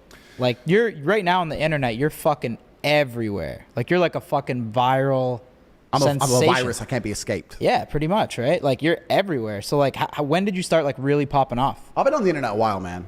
But, Doing what? Like, what did you start first ever doing on the internet content-wise? All right, so I've had a YouTube and shit, but it was small for a while. My first money I made on the internet was the webcam thing. I've talked about it in a lot of podcasts at length, but I can explain again how it all happened. This is a long time ago. This is maybe 6-7 years ago. So it's before OnlyFans. It's before making money on the internet was such a big thing. Like now, everyone you meet, every 19-year-old you meet does some drop shipping, does da-da-da-da. But back like 7-8 years ago, meeting a guy who made money purely on the internet was quite unusual. Everyone had like real jobs and shit. The world's moved on fast. So making money online was not what it was today. And it's a really long story, but fuck it. Fuck it. We're on one of the biggest podcasts in the world. I'll tell it. So I owed some money to some dangerous people. We won't tell that story, but I needed money fast. And I had 70 grand, I needed 100 to stay alive. And I wasn't fighting for a while. That was the time, was the only way I was making money. So I thought, you know what? I'm sitting there. I had 70 grand cash in my house. I'm sitting there and I'm like, you know what? Sometimes, Tate, God just loves you and you just get lucky. You're going to go to the casino and you're going to make the 30. So I told Tristan my plan. And he's like, bro, what if you don't do it? It's like, bro, if I don't do it, we're fucked anyway. Like they're going to get us eventually. We're going to end up dead. So I took 20 of the money, went to the casino, and lost it all. So I came home. Now we owe 50. What did you play in the casino? Right. So I know the odds. I know that statistically the best odds are blackjack. And I know that you can memorize perfect strategy in blackjack, which I've memorized. So I know that you have the statistical best odds in blackjack if you memorize perfect blackjack strategy, which I have done. What, counting cards? It's not counting cards. It's just knowing when to hit, when to stick, Knowing when based to on hit, the when to stand in based on the every dealer's card scenario, showing, yeah. etc. But I prefer roulette. And the reason I prefer roulette, even though the odds are trash, is because I feel like in roulette, I have no control. So if I lose, I feel I have a clearer conscience because I just put the money down. I ain't got anything to do with it. Whereas if I hit when I go bust, it's my fault. And the fault annoys me. How do you play roulette? Do you just go red or black, or do you do ins? No, I do numbers. I have like 5 or 6 numbers. I put a bunch on for like 5 numbers, not too many, and I just fucking let it spin. Lucky numbers? Yeah, lucky numbers, yeah. We got to run some steak after. Yeah, let's do it, bro. I know a lot about gambling. I know a lot about the odds of gambling. I know that there's absolutely nothing you can do on a roulette board that affect the odds of roulette. So single zero roulette is 2.7%, I believe.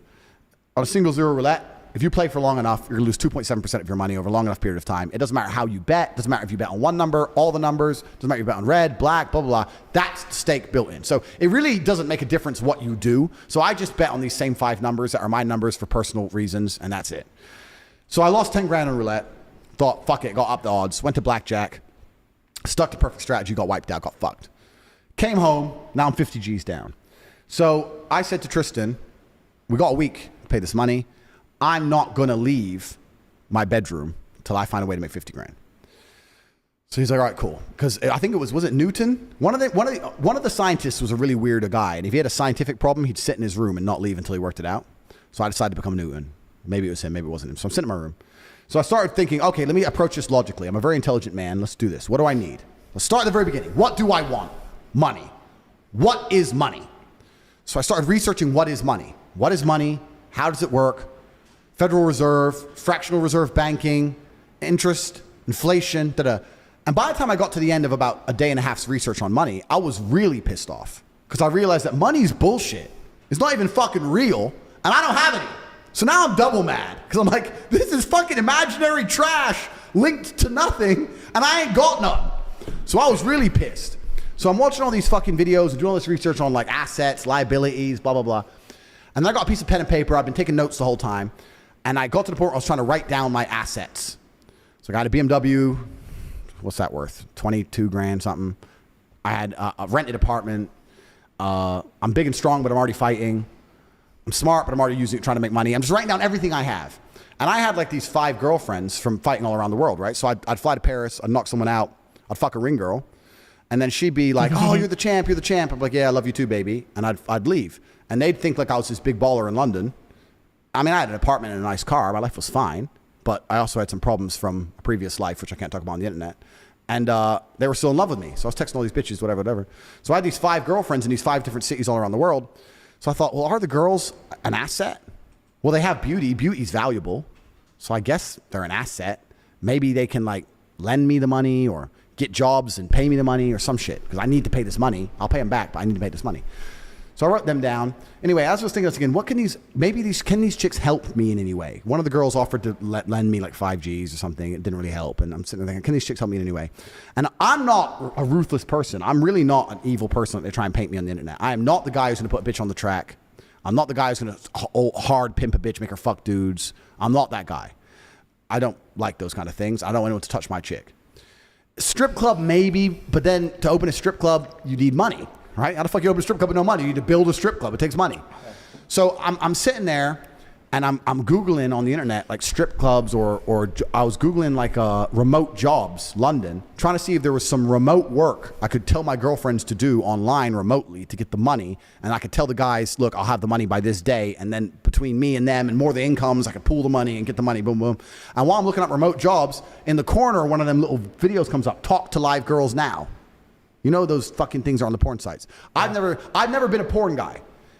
I still am, not to this day. I don't see the attraction in porn. I've never really been a porn watcher. I can really state under God, I've watched less than an hour of porn in my life. I don't find it interesting. I don't watch it. I don't go on the website. You never ripped porn? Never. It's not my thing. It's just boring. So I've never been a porn guy. So I didn't know how big like chatting to girls on the internet was. So I clicked on this advert. There's some chick sitting there talking to dudes, bring money on one of these websites. And I was like, I wonder how much she's getting. So then I start looking into this webcam thing, and I realized these girls are making bank. These girls are making fucking money. So that was the plan. I was like, all right, cool. The girls are going to be webcam girls. So I originally thought I'll set them all up remotely, and they'll do it all from home and send me the money. But the problem with that, I'll have one as well, if you don't mind. Yeah, Gabe, can I get I'll a have one. Thank you, bro. I serve in a couple of, so I'll give you Cool. So, but then I thought, you know what? I'm going to be teaching all these girls how to make as much money as they want. Are they really going to give me the money? You know, am I going to end up with the money or is this going to go bad for me? Plus, now they need tech. I'm going to have to send them money to buy tech. Do I really trust the bitch to send the money? Is she going to work hard? Is she going to set it up right? This might all go wrong. So the only answer is I got to bring them all to me and I got to be in charge. So I flew all 5 chicks in. None of them knew about each other. Nothing. Thank you. Sat down at a nice restaurant. Me, Tristan, he flew 2, I flew 5, 7 girls. So look, about to get rich. This is my plan. I'm going to do this. I put a spin on it, of course. Big boss, big G, got big opportunity. This money's been invested. I've always wanted you to live with me. Now's your chance. You can leave Paris. You can leave Croatia. You can leave whatever. You come live in London with me. You're going to do this. You're going to be rich. I'm going to be rich, blah, blah, blah. Put a spin on it. You're all going to live here. Of my 5 girls, obviously they all kicked off. Who's this bitch? Who's this bitch? Who's this bitch? I'm like, look, you're all mine. Get over it. Talk about money now. This is a higher purpose. But you fucked her. Yeah, I fucked her. Who cares? We're talking about money. We're talking about millions. Get over it. Some of them got upset. They all started arguing, whatever. 3 left, 2 stayed. And that was the beginning of the empire. The 2 who stayed, bought some laptops, sat them down, said, look, you're going to get this much percent. I'm going to get this much percent. Wasn't exploitation. They wanted to do it. They were like, yeah, this could fucking make some money. All right, well, cool. Let's try it. And me and these 2 chicks started the company from the ground up. And we started doing 15, 16, 17-hour days. Now, when the girls were at the computer working, I was at the computer the entire time. Because another thing I learned from doing this business, I learned something about women, is that they are intrinsically, I don't want to use the word lazy, but I will. They have no interest in world conquest. They want to be comfortable. If you show a woman how to make $1,000 an hour, she'll think, I can work 2 hours a week. If you show a man how to make $1,000 an hour, he'll think I can make $18,000 a day.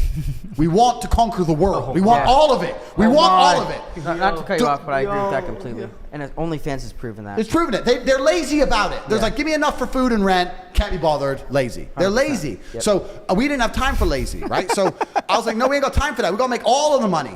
But we made this much today. Not enough. There's more money in the world. It's ours. All of it's ours. I got to the point where I was so obsessed with it. I'd be sleeping in bed because the chicks would sleep with me one each side. I'd wake up to go piss. And by the time I finished pissing, I was awake enough to say, all right, 2 hours sleep, that's enough, get up. Back to work. We're going to fucking kill it. So me and these 2 chicks, and they were about it, right? Because they're getting money as well.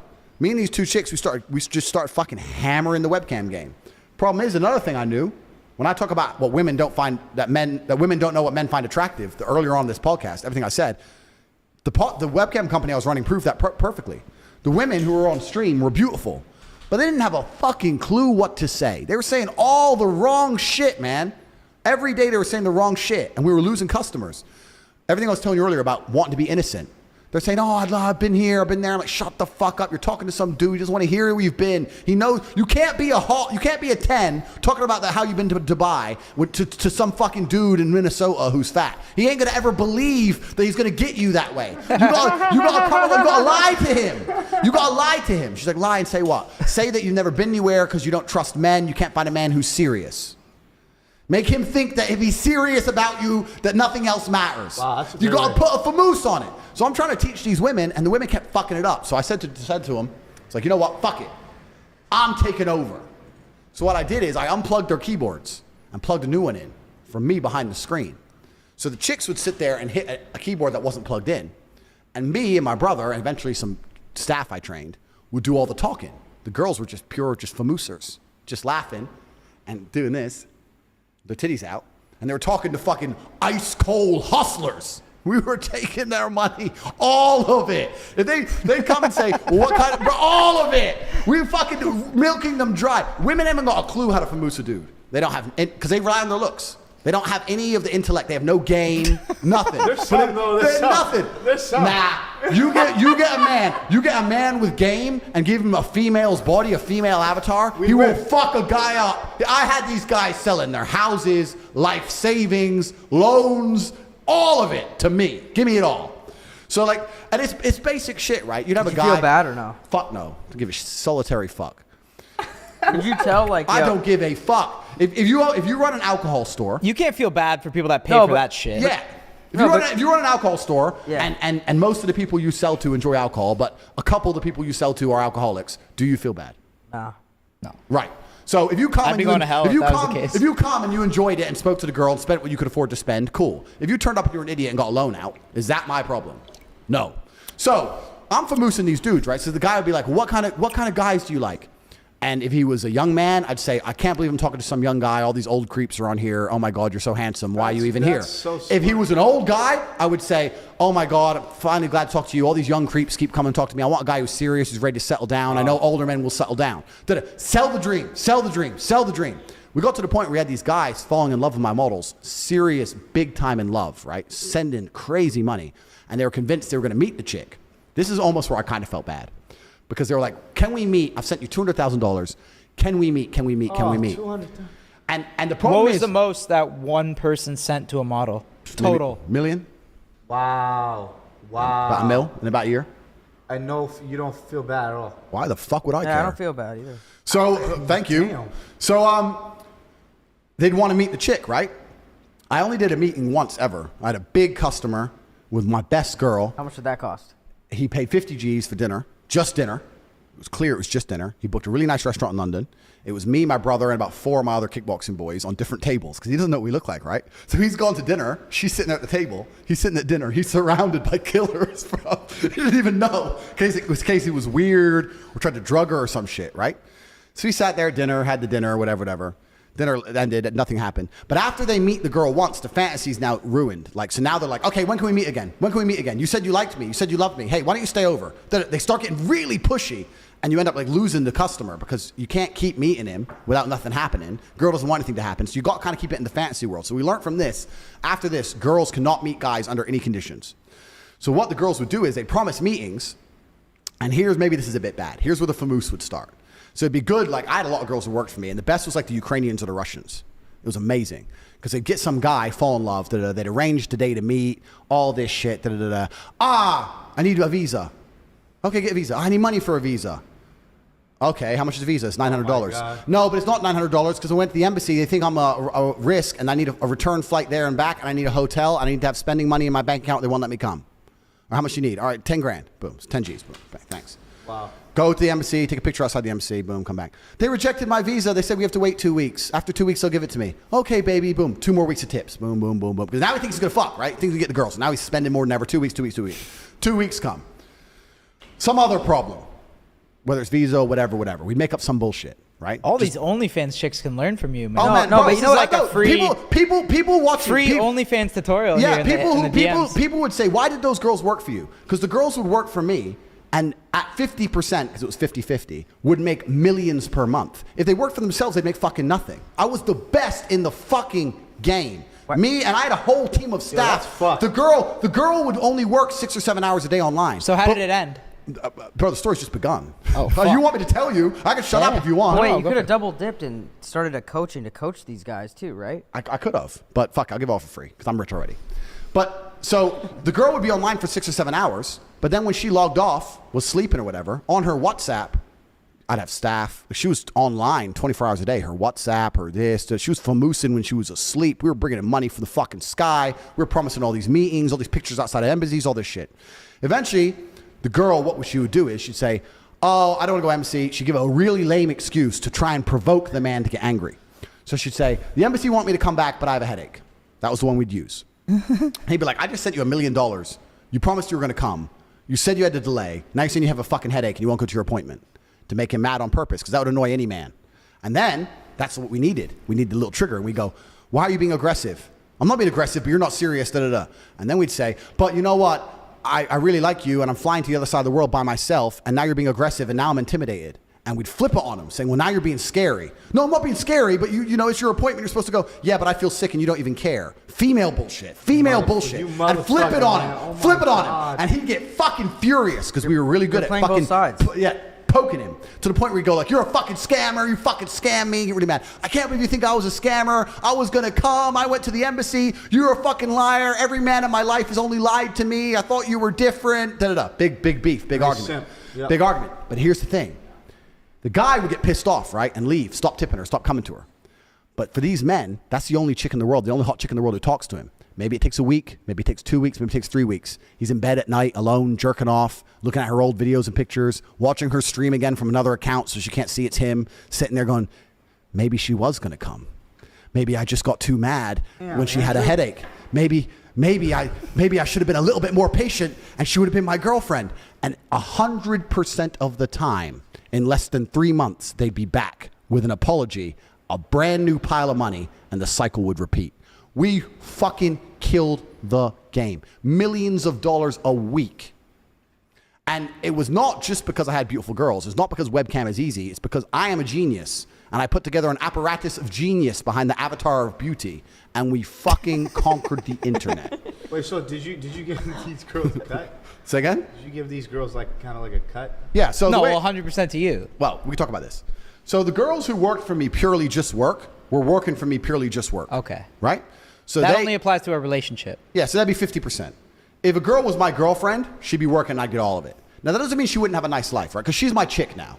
So, like... Why would they even do it if they give you 100 though? Because What's the they're- point? We're just helping you out. I mean, No, it's not about helping me out. It's about, we are now a power couple. We're a team.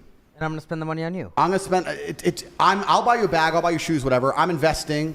It's not even that it's 100%. I'm in charge of the money. Yeah. Not that you can't have things. It's not that you can't do things. Not that you're fucking flat broke.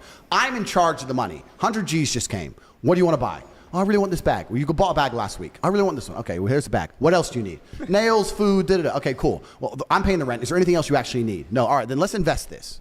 It was more very much like I was in charge of the money. Otherwise, she was just spunking it on dumb shit. So it wasn't, I say the 100% thing, everyone loses their fucking mind. But basically it was the more intelligent, competent individual inside of the pair Controls the money. was in charge of the money. Me. And she also... Have you ever pulled that off? What do you mean pulled that off? Like, have you ever dated an OnlyFans chick that's given you 100% of the money? All the time. No way. I'm describing to you right now.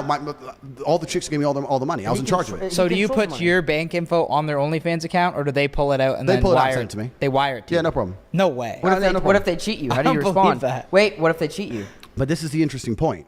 The reason this dynamic worked is because the girl understood that she wasn't making the money. It was my money.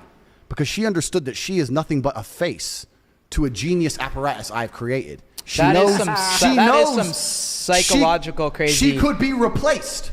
I can take another girl of equal beauty, sit her down in front of that keyboard, which ain't even plugged in, bitch, and do this and make the same fucking money. You are lucky to work for me because I can replace you. You cannot replace me. There is no other genius on the internet doing this the way I do it. So it's my money. It's my staff who've been up all night while you're asleep WhatsApping this dude. It's my team who know what to say. It's me who's been in charge of the plan to make sure he sends X amount before X. Because it was a real business. And the reason we were so successful is I was never thirsty about it. Most dudes in those scenarios would be trying to live like Dan B and all this shit. I love what he does. Cool. Guy's a G. But I wasn't trying to live like that. I didn't want to go to the club with a bunch of girls. I didn't want to be seen on the street with a bunch of girls. I still have enemies at this point. I don't mean walking around with fucking beautiful women. It's a liability. I was low-key, hiding, pure business. I wasn't fucking all the time. No. Work. We were there to make money. The fact that I was surrounded by naked women, did not care. I was unfazed. Unfazed. You put me in a room with 20 of the most beautiful women you've ever seen, stark naked, didn't give a fuck. Walked straight in, spreadsheet, walked straight out. Didn't care. Did you smash one of them? Of course I fucked, but I'm saying I was about the money. I approached it as a professional. I was a professional to the game. That's why we killed it. Another thing we did. We want to talk about psychology. I can tell you, man, I can talk about this forever. Wait, can I ask you something real quick? What's the most expensive thing you ever bought a girl?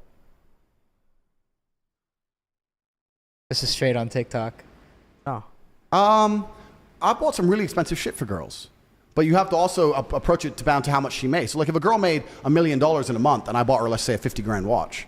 So yeah, I bought her a $50,000 watch, but she made $1 million. Does that really count? You're gonna go more. That's pretty cheap. It's do you know what I mean? Bad, yeah. It's cheap. So it's like I've never bought a girl anything too crazy. Never bought a girl a car? The reason I'll tell you. Okay, so I have so many angles we can go from here. The Do reason you like splashing on chicks though? I love my woman to experience the world through me. Yeah. That requires money.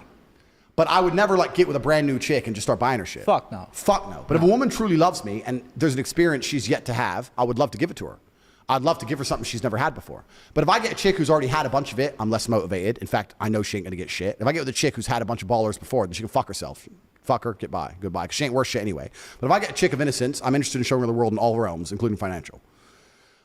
That's the answer to the question. I think you understand what I'm saying. Yeah, she loves me. Boom, boom, boom. It's impossible for me to be with a chick and her not have a good life, right? How can I have a chick with me? She's my girl, and my life's so fantastic. What, she's gonna get a taxi when I get in my car? Yeah. Like not get on my jet. She has to fly commercial. Like I'd have to be a real weirdo to prove a point. Maybe she has to earn that. Being near me, your life's good. If you're anywhere near Tate, you're living good. But what are those signs though that make you see that like, oh, this girl actually loves me? Oh, that's easy, bro. I've just been around the game. All these things I'm telling you, I grew up. This game is my game. Are you ever gonna get married? Go ahead, yeah. Are you gonna get married ever? I'd never get married. No. Why not? I don't see the tactical advantage to getting married. If I decided to be loyal to a woman and be with her forever, that's fine. If I decide to have children with a woman, that's fine. If I decide to have a house with a woman and live with her, sure, possible. It's not optimal, but it's possible. But the idea of just getting married in and of itself is completely and utterly fruitless. I think it's for the woman. The women enjoy it. But women enjoy lots of things when they don't have to pay for it or organize anything. Sure, she gets to show off on Instagram, organize nothing, waste all my money. And now the government is involved in a new area of my life. I don't want the government involved. The government is already involved in when I register a car, all my money, bank accounts, when I get a job, when I buy a house. The government's everywhere, right? Don't I just want to at least be able to walk around with my dick without the government being involved? Now, if I put my dick in another bitch, my wife can go and say, I have proof he put his dick in another bitch. Go to a lawyer and go to the government. He owes me this. That's adultery, automatic this much percent. So now the government is watching my dick? Leave me alone. No, leave me the fuck alone. Like, if I love her, she loves me. Love you very much. Love you too. Cool, we love each other. That's fine. Okay, would you say though, like back to the other question, would you say that if a girl is doing things for you in a way where they kind of bring value without you having to like coach them, would you say they love you? I've experienced a lot of female love in my life. I know when women love me, and it's not hard to make a woman love you as a man. I don't think it's really that difficult. I have a lot of women who love me, but this is actually the meta point that I was going to say before you said that. If a woman truly loves you, she'll stay with you without that shit. So the women who go to their man, marry me or I'm leaving. Yeah, they're done. Then why the fuck you marrying a bitch who's already thinking about, she's already giving you conditions to fucking keep the relationship? If a woman truly loves you and you sit there and say, look, I've been around the world. I'm about it. I know things you don't know. Signing that piece of paper is bad for me. It's also bad for you. It's bad for business. Shut the fuck up. What about? Okay, but how do I know you love me? Because I tolerate you. Shh. Done. No fucking wedding, no bells, no dress, no bollocks. It's all bullshit. And men fall into this trap, but no man wants to get married. This is another thing I'm going to say. And I'm not shitting on guys who get married. Get married. It's your prerogative. I don't give a fuck. I'm just saying me. I truly don't believe any man actually wants to get married. He wants his woman to be loyal. He wants his woman as a wife. He doesn't want to be a husband. He just wants to do it so she's less likely to cheat. It's a degree of insecurity. Well, if I marry her, she'll know I really love her, and maybe then she won't leave. If you really know your bitch ain't going to leave you, if you knew in the stars, if God came down and said she's never going to leave you, never going to leave you, she's yours, you own her soul, would you marry her? He's like, fuck no. Why? She's mine. It's done. I know my chick ain't leaving me. My chicks ain't going nowhere. So why the fuck am I marrying them? How did you like initially pop off in this recent success? Like when did it start? I decided Content-wise, I like decided to viral-wise. go overt with my conquest about 6 months ago. 6 months. 6 months ago. What was your strategy? Bro, that's worth billions of dollars. If I were to tell you right now what I have done, that'd be worth. So do you understand how many people want to do what I have done? Yeah. This is unprecedented. This has never been done before. It hasn't been I've done. gone from obscure internet figure with a cult following of fans. My fans, because I have my YouTube channel for a while, my guys who follow me from back in the day are like, I am so furious. I used to walk around and say, have you heard of Andrew Tate? And everyone would say no, and I'd tell them what a genius you are. Now everyone knows you're a fucking genius. Oops, spilled the vodka. You've ruined it. You've ruined it. Like all Put that on my the- old school the fans are Yacht Club's pissed. tab. Can we get a lady to clean this up, or We'll put that on the Yacht Club's tab. Yeah, The yeah, Yacht let's Week. do it. Yeah. Thanks, Yacht Week. Thank you, Yacht Week. But like, I decided to go overt about 6 months ago. I put together a strategy and a plan. It was extremely strategized. It was planned. Is that public though? The plan? Yeah. No. I thought it is kind of public. no, No. strategies? Oh. I've heard everybody says. Everyone has these theories. You can come out with your theories. Here's the theory that you offered to sell your content to pages. Pages would post your content, and that would help them get views. Okay, well, that's not true, one. But two, you also have to keep in mind that most people can't do what I can do because most people cannot be as entertaining as I am by simply just sitting down talking shit. Definitely. Yeah. So I can sit down and talk shit and be extremely polarizing. So I have unlimited free content. Yeah. You can give me a camera and I can sit for 12 hours a day and talk at that camera. I have unlimited free content, which makes it easy. Like if you're a big YouTube channel that do like these giveaways or you do these big pranks or you need planning, you need Definitely. a Lambo, you need a girl. Me, I can just get a camera and just start talking. iPhone. And Yeah. I'll get 10 million views. Crazy. So that's the first thing. So I have unlimited free content is the first thing. So your content's really easy to make, It's super easy to make, which is dope. which is dope. The easier your content is to make, the more competitive you are. Yep. I'm super competitive because I need an iPhone. You give me an iPhone and half a subject, and I'll just start running my mouth. And people, for some reason, like to listen to me for free. I have never paid for an ad. I've never paid for a shout out. I'm not paid to be on any of these big Instagram pages I'm all over. I ain't paid for shit. They're all giving it to me for free because they're like, this will get us views. Tate. That's it. So is that Yeah. not correct then? But you're saying I paid them. No. I'm saying they reach out to you. They don't even reach out to me. They just fucking steal it, and I don't give a shit. That's another thing that's a big part of it. Is I it don't- like an organized effort of It's an fan organized pages? effort. I put together Or a- do you even monitor them or not? I put together a plan which was extremely well executed. This is not an accident. And I can't tell you exactly what I do. But one of the other things I did, which is a superpower, is that I don't have accounts. Yeah. Most people, let's say you have a YouTube channel, you don't want people to plagiarize your shit. You want the views. You want your money. You don't want people to rip your video, use it, da-da-da-da. I don't have an account. Everyone can steal my shit. I don't give a fuck. You have a Steal it. YouTube account though, no? I have a gotta start YouTube from channel, somewhere. but even then, I don't think it's even monetized. I don't take a single penny from it. Ours is. We've never made money off YouTube. Yeah, that's what I ads. mean. So right, so I don't need money, right? So if someone were to come along and decide to take my video and chop it up and use it for something, I don't care. Someone were to come along and make a video attacking me, da-da-da, I ain't gonna try and copyright strike. Don't care. Do it. Everyone can do whatever the fuck they want with my shit. So I'm free game, right? So it's entertaining and it's accessible. That plus my genius battle strategy, we implemented it in January. January 1st is when we began, and I am now the most famous man on the planet. I am more Googled than Donald Trump, Joe Biden. Look it up. I'm the most Googled man on the fucking planet. Really? Yeah. That's Yeah, fact. I Look saw up Donald that. Trump, Joe Biden They versus did Andrew on Tate in Google's. someone exposed that on a podcast and verified that's correct. Yeah. So I'm the most Googled man on the That's planet. crazy. I've conquered the world. And So then is it mostly a TikTok strategy or social media as a everything. whole? I own all of it. Does it bother you don't make money from this shit? Well, you make money through your ventures, right? Right. So yeah, I already have. What ventures do you have right now? Yeah, I can't tell everybody everything I do, but I have enough money forever. Like I'm at the point of money now where it really truly has no value. Everything in the world to me is free. And I grew up very, very poor, so I can still remember being poor. I grew up with nothing, truly. My family, my mother and father, they got divorced when we were in Indiana. My mother moved back to England. My father stayed in America. My father unfortunately died. My mother and my brother and my sister, we grew up in the free houses that the government give you, so the projects of England, in the town called Luton, which was voted the worst town in England. with the highest crime rate, blah, blah, blah. Lived in a shit area, grew up with nothing. And I've done all of this completely myself. No financial help, never got a loan from a bank, a friend, nothing. Did all of it completely by myself. So I remember being broke.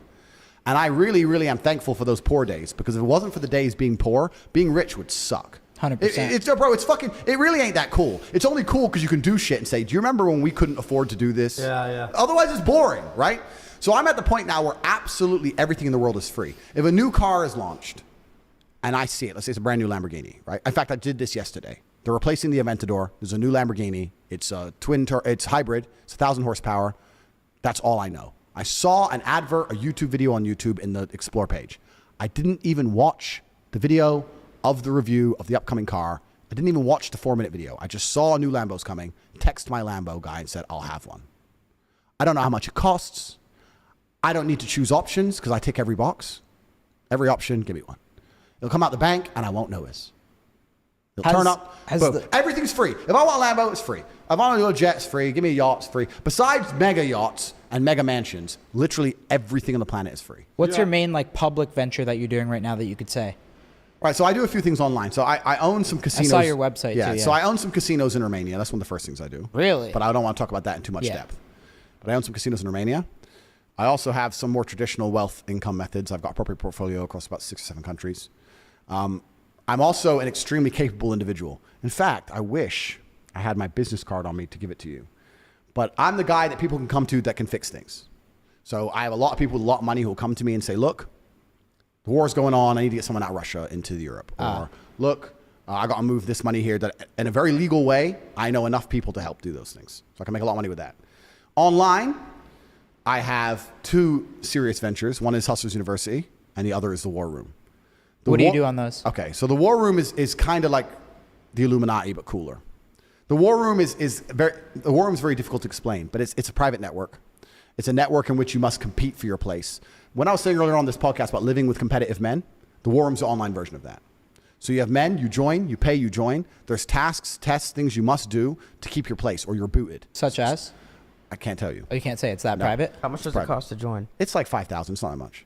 It's $5,000 to join, but you can get kicked at any moment without a refund. So the point is that it's constantly winners, right? The losers are always peeled off the bottom, so the winners get more and more competitive. So we're cycling into a group. So now we have a point where we have. Does that relate to the TikTok fan page portfolio? The War Room are involved in everything I do. How many users are there? We have over 2,000 members, over 600 millionaires. What about Hustlers? And we have extremely important people inside of the War Room. You can go to the War Room. I go to the War Room for the problems no one else can fix. Like when the Ukraine war, when the war kicked off in Ukraine, and they closed the borders or the borders panicked, we had 7 War Room members of Ukraine. We got them all out in 24 hours. We send in jets. So the War Room helps you get shit done? The War Room gets shit done globally. So that's what the War Room is. It's a network. And you'll give them some kickback on shit if you get it or something? Say again? And you'll give them some kickback on money that you get or something like that? Yeah, it's the War Room is a private network. That's the most I can say. Kind of imagine the Freemasons of old, but better. So when you first join the War Room, for the first 6 months inside, you're just going to be doing things. Like why? It's kind of like Mr. Miyagi, wax on, wax off. Why am I doing this? And then you're going to start to learn, aha, this is useful. I bet you a lot of people are too lazy to want to join that. The people who are too lazy to do the wax on, join, the people who are too lazy to do the wax on, wax off are kicked. How powerful is the network? I'm alive. Are we allowed to talk about anybody else who's in there? I will never tell you about any of the members, but let's put it this way: I'm still alive, right? So, and there's been serious attempts on my life. The War Room is the most powerful network on the face of the planet today, bar governments. Are you trying to keep a nation state? The War Room is bar a nation state wanting you dead. The War Room is the number one enemy you wouldn't want you coming after you because they will get you. We are that good. Are you trying to keep up being like as viral as you are forever, or not forever, but like for? This is stage 1 of a 3-step plan. So I'm going to be viral for a little bit longer. Then step 2 begins. The conquest is continuing. So this is just the beginning. Because like a lot of people are saying like you're going to fall off soon. This is just your 15 minutes. No problem. What's your take on that? That's fine. I've been around the internet for a very long time, and I'm building systems which are very sustainable, right? The War Room is a very sustainable thing. I don't care if all this virality gets me one good War Room member who can do what I need him to do or fill a gap in our organization, which are very few and far between, then I still win, right? So that's the War Room. Then we have Hustlers University. The reason I started Hustlers University is because I was arguing with someone about how pointless the modern education system is. I think the modern education system is nothing but an indoctrination machine. I think they use it to indoctrinate the youth, I think it's a waste of fucking time. What, to brainwash people? To brainwash people. Of course they do. And it's actually, because I can talk forever. The world is a spider's web, right?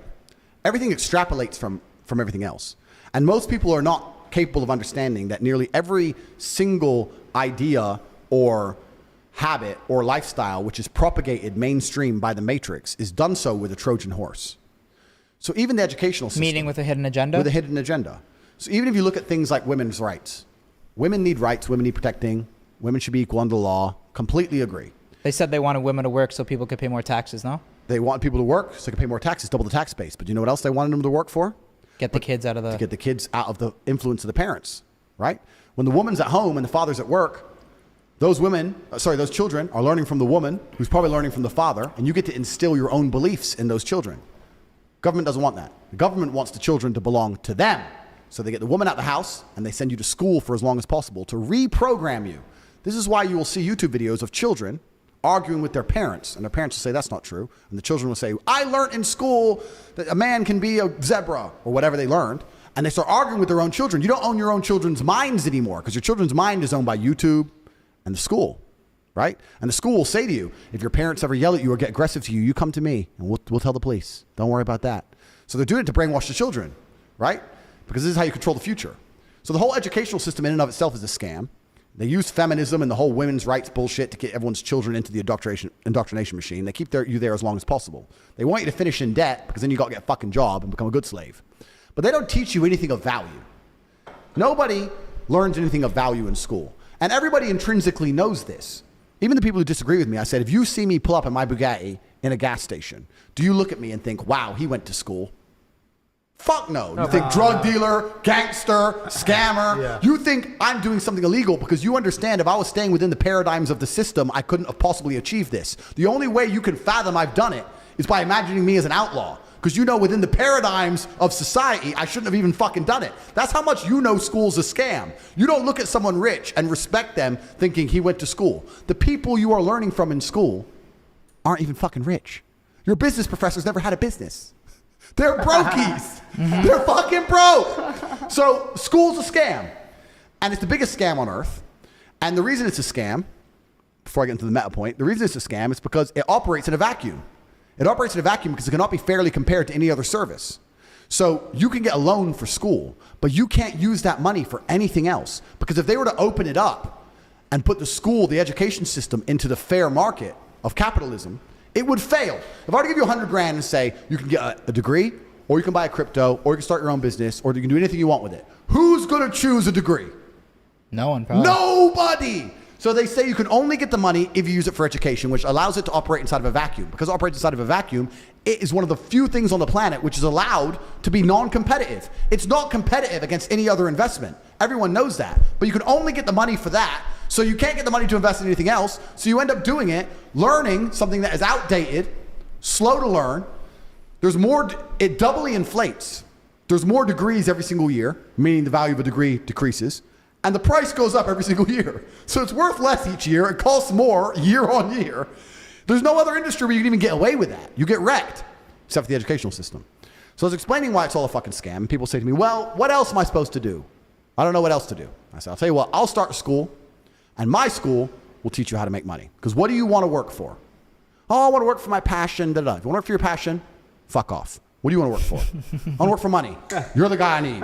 You want to work for money. Because there's people who really only want to do what they enjoy. That's fine. You're never going to be rich that way. Go be a vet. A vet, you might be rich. Go work in the zoo and clean up pig shit because you get to be near an elephant. If that's your thing, go do it. Your passion has nothing to do with getting paid. So the people who are serious, the people who are smart enough to go, I only work because I want money. I don't care what I do. I just want money. Cool. Then you can come to my school. Now, my school is competitive. My school does not operate inside of a vacuum. It's $49 a month for Hustles University, and we teach 18 modern wealth creation methods. We teach 18 different ways to make money. In the modern world, which is very different from the old world, which is a key point because people always say, well, my parents told me, your parents lived in a different fucking world. Your parents bought a house for $60,000 and now it's worth $500,000. So of course they're telling you to save up, buy a house. How are you gonna buy a house for $500,000? You're working at Starbucks, G. It ain't gonna happen, right? So all your parents' advice is outdated and it's bullshit. So all the old advice is bullshit. Saving money is bullshit. Inflation's like 10%. Save. You gotta get rid of your money. Fuck saving. You gotta fucking spend it. So everything they tell you is wrong and old. So it's all modern wealth creation, 18 different modern wealth creation methods. It's $49 a month. And you can spend that $49 on anything you want. You don't have to join my school. You can go buy lunch if you want. So I'm competing against the entire world, right? You can invest that in anything. And people are still choosing my school. That shows it has a genuine value. At the point of this podcast, where I checked this morning, we have 108,000 students. 108,000 students. 108,000 in Hustlers University? Correct. Whoa. 108,000 isn't impressive that I've amassed. It's impressive that I retain. There are 108,000 people in the world who have joined my school for $49 a month. And they say, I am getting more for my money or more value than I'm investing here. I'm either making more money back or I'm learning more than I would ever possibly learn for $49 anywhere else. So I, unlike traditional education, genuinely compete in the world. And I'm the only educational platform in the world that does this. There's no competition at all. And I do it because the people who join my school and listen actually make money. Now, I've been accused of a bunch of shit. There is an affiliate system. You can make money with affiliates. That is a system that does exist inside. That's one of the 18 ways. You don't have to just affiliate for HU. You can affiliate for Amazon products. We teach how to affiliate for fucking anything. So you can affiliate for a bunch of shit. But there's 17 other ways to make money, all inside of the school itself. So we are the #1 educational platform on the planet. And I will say this now. Anybody who's serious about making money should be inside, because $49 is not going to help you in any other way in your life. There's no crypto you're going to buy for $50 that's going to blow up. There's nothing else. For $50, you have fucking nothing to lose. I'm not saying it's going to be easy. I'm not saying it's going to be quick, but we'll teach you how to make money if you're ready to sit there and learn. So that's what HU is. So I've got the HU and the War, the two biggest things online. So between those, I'm doing okay. When you say like they want to get the kids out of the schools, who do you think is like, that's like some heavy, like that's some heavy string pulling. Like who do you think is behind that? Like I know people just say it's the government, but but you know what I mean though, to be that smart to say, all right, we're going to separate kids from their parents so we can take over the minds of the youth.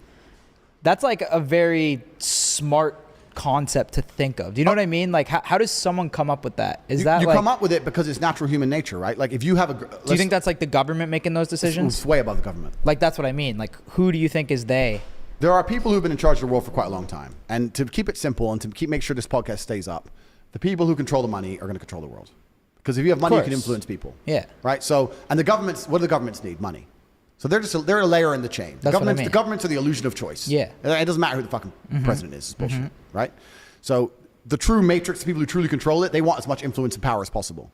This is human nature. If you have a company, you're not going to hire employees who disagree with you and don't listen to you. You're going to want them to be as compliant as possible, just like you're going to want your woman to be as compliant as possible. It's who you are as a man, right? So if you're one of the most important, powerful billionaires on the planet, you're going to want as much power over the world as possible. You want people to be compliant. So you're going to look for that outside support structures and attempt to attack them. If you had a girlfriend and she's 100% and she listens to you, except she has this one friend who's always in her ear talking shit, you're going to say, don't be friends with her anymore. So if you're trying to teach the children X, but their parents are trying to teach them Y, you're going to say that we need them to spend less time around their parents.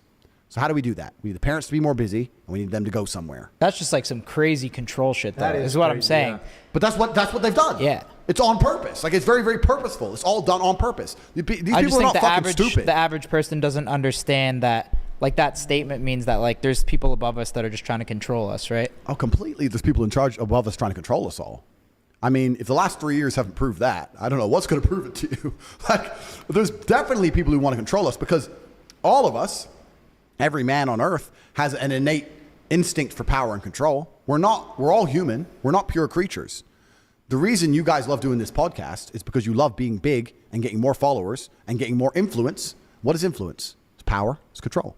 It's what you want. It's what I want. It's what everyone wants. If you get to a certain level in life, that's what you want. Now, you're going to have power and influence over a whole bunch of people. You may believe, it's not even necessarily evil. You may believe that you're helping them. They don't understand the world. They're the little peasants. They're the ants. I'm the big billionaire. I'm going to teach them things they don't know they need to learn yet. Their mother is outdated. She's in their ear. We're going to separate them so I can help the kids. They may think they're doing it for a good reason, but what they're really doing is trying to propagate their own personal worldviews on other people. As we all do, as you do, as I do, etc. They just managed to have a lot more influence and more power to do it, right? So you talk about governments. The fuck is a government? Governments are bought and sold. That's all bullshit, right? But there's people in charge of the world who want us to listen when they talk. And they're going to do their very, very best to stop anybody or stop any kind of power or support structure which is going to prevent that. It's done on purpose. This is why they also try and ensure that the people of most nation states are infighting. This is why government and politics and everything is the biggest lie in the world. You have Democrats and Republicans arguing with each other all fucking day when they are two sides of the same coin. And the people in charge of all of it are laughing. Bro, if you had to fight 100 fucking cats, right? You'd probably get through it, but it'd be a bit messy. The first thing you want to do is turn 100? Fuck. Yeah, well, 100 what? I take 100 cats easy. Yeah. Snap their necks like fucking Rambo. Point is, you'd want to turn all the white cats against the fucking yellow cats. First. Start civil war first. Let's get them uneasy. We don't working together on me now. Let's man. Well, you're Democrat, you're Republican. You're black, you're white, you're brown. You're gay, you're straight. You're a man, you're a woman. You're this, you're that, you're this, you're that. And everyone's going to sit there and fucking argue all day. And they're going to sit at the top laughing. There's more of us than there is of them. But they don't think that. They're very, very smart. It's divisive on purpose. How do they get that smart? It's because it's age old, bro. This shit's been around for a very long time. So it's just families that have learned along It's the not way? just families. It's just age old. If you look at how... But that's like really smart shit. Look at how England... that's crazy. Look at how England conquered India. England conquered India with less than 100,000 troops. There was millions of Indians. And the supply line is 9 months long. How do you do it? You turn up. You turn one team against another team, one family against another family, one tribe against another tribe. Arm one side. They start winning. Oh, shit, we need to take some power back. Arm the other side. Do. It's basic foreign policy. And it's internal policy. It's basic. It's how it's always been. And then before you know it, who runs India? The British. That's how you do it, right? It's how America does most of foreign policy today. It's how the world functions. You cannot have people divide and united. conquer. You can't have people united. If you have all the people inside your country united, they're not going to stand up for shit. I'm sorry, they're not going to stand for shit. They're going to stand up for shit. Secretly, though, we are a lot aligned, but the media just thinks that we're not. No, the media doesn't think. The media makes us convinces. think. They convince it people wants that you we're to divided, feel like yeah. you're not. So they know. They Like know, Don man. Lemon and- The media is the machine. The media is the crazy. weapon that they use to It's propagate. sad. Yeah, it's sad. So all of this is very, very purposeful. The people in charge of the world do it on purpose. Of course it's done on purpose. But you're saying, like, why did they come up with these ideas, or how is it done? Because they wouldn't be able to No, I exist. know why. It's just the how is like, they're just geniuses. It's almost Yeah, scary. it's like you like to think come of up for people to sit in a room and say, all right, now we're going to target the youth and we're going to implement the system to take away the youth from their parents. Yeah. Is like some scary smart Bro, shit. they're doing Like, scarier shit than that. I know. Bro, that's nothing. They're doing much scarier shit than that. Like, and it's just the beginning. So, but if this wasn't a public podcast, I'd love to talk about this in far more detail. But it's a public podcast, and the war room's good. But Well, I think we did nation-states good. are Why don't we worse, go? and- yeah. Smoke another cigar out there, maybe crank a beer and fucking. I wanna hear more I about think it this was shit. good. Yeah, we'll talk about it more. You're a fucking legend, bro. We appreciate you. Yeah, that What's was amazing. some closing statements? Closing statements? Wait, can I ask you one more thing though? Sure, Back- man. I'll talk forever. Let's back- go. real Fucking- quick, back to the lines. If like you're in the club, and there's Lines. a chick. It's not lines. It's No, a the- number, G. Okay, body count, and there's a I'm gonna chick go to that the back. has 10, and then there's one that has 1. Who are you going for that you know you have a better chance of sleeping with? I would have a better chance of. But that's the thing, dude. Look, that's the thing. Honestly, Okay, well then I'll answer that question. Yeah, just answer that because Yeah, answer All right, that. I'll answer that question because it's a bit of a trick question. Yeah. I can't be tricked because I'm a professional. Because when the question was originally asked, it was who would you prefer? Yeah. And you said you would prefer the one with more. Okay. Right? So Okay. we would still prefer the one with 1. Yeah. Okay. Now, because there's a higher probability of sleeping with the hoe, that's true. Doesn't mean she's preferred. Doesn't mean that's the preference. And the true answer is you would try with the girl with 1, and if you failed, towards the end of the night, you'd end up Yes. around the Good girl with job. 10. That's what would happen. Okay. That's so a great answer, man. that's what would actually Did I happen. really say That's a preferred fucking earlier? great You said answer. preferred, yes. Okay, that's my fault. I fucked that up. Yeah, you'd prefer. But who's doing anal? Well, What the hell? All right, we're good. I mean, like, no, but this is another thing. I don't know, man. Maybe I'm getting old. This is my closing statement. Maybe I'm getting old. I'm 35, right? I've seen the world change in real time. I remember the world before the internet, and I've seen the rise of the internet. And obviously now I'm big on the internet and stuff.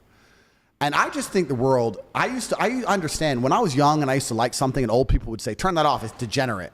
I'd be like, it's just a video game or it's just a Yeah, song. yeah. Now you- I'm becoming that guy.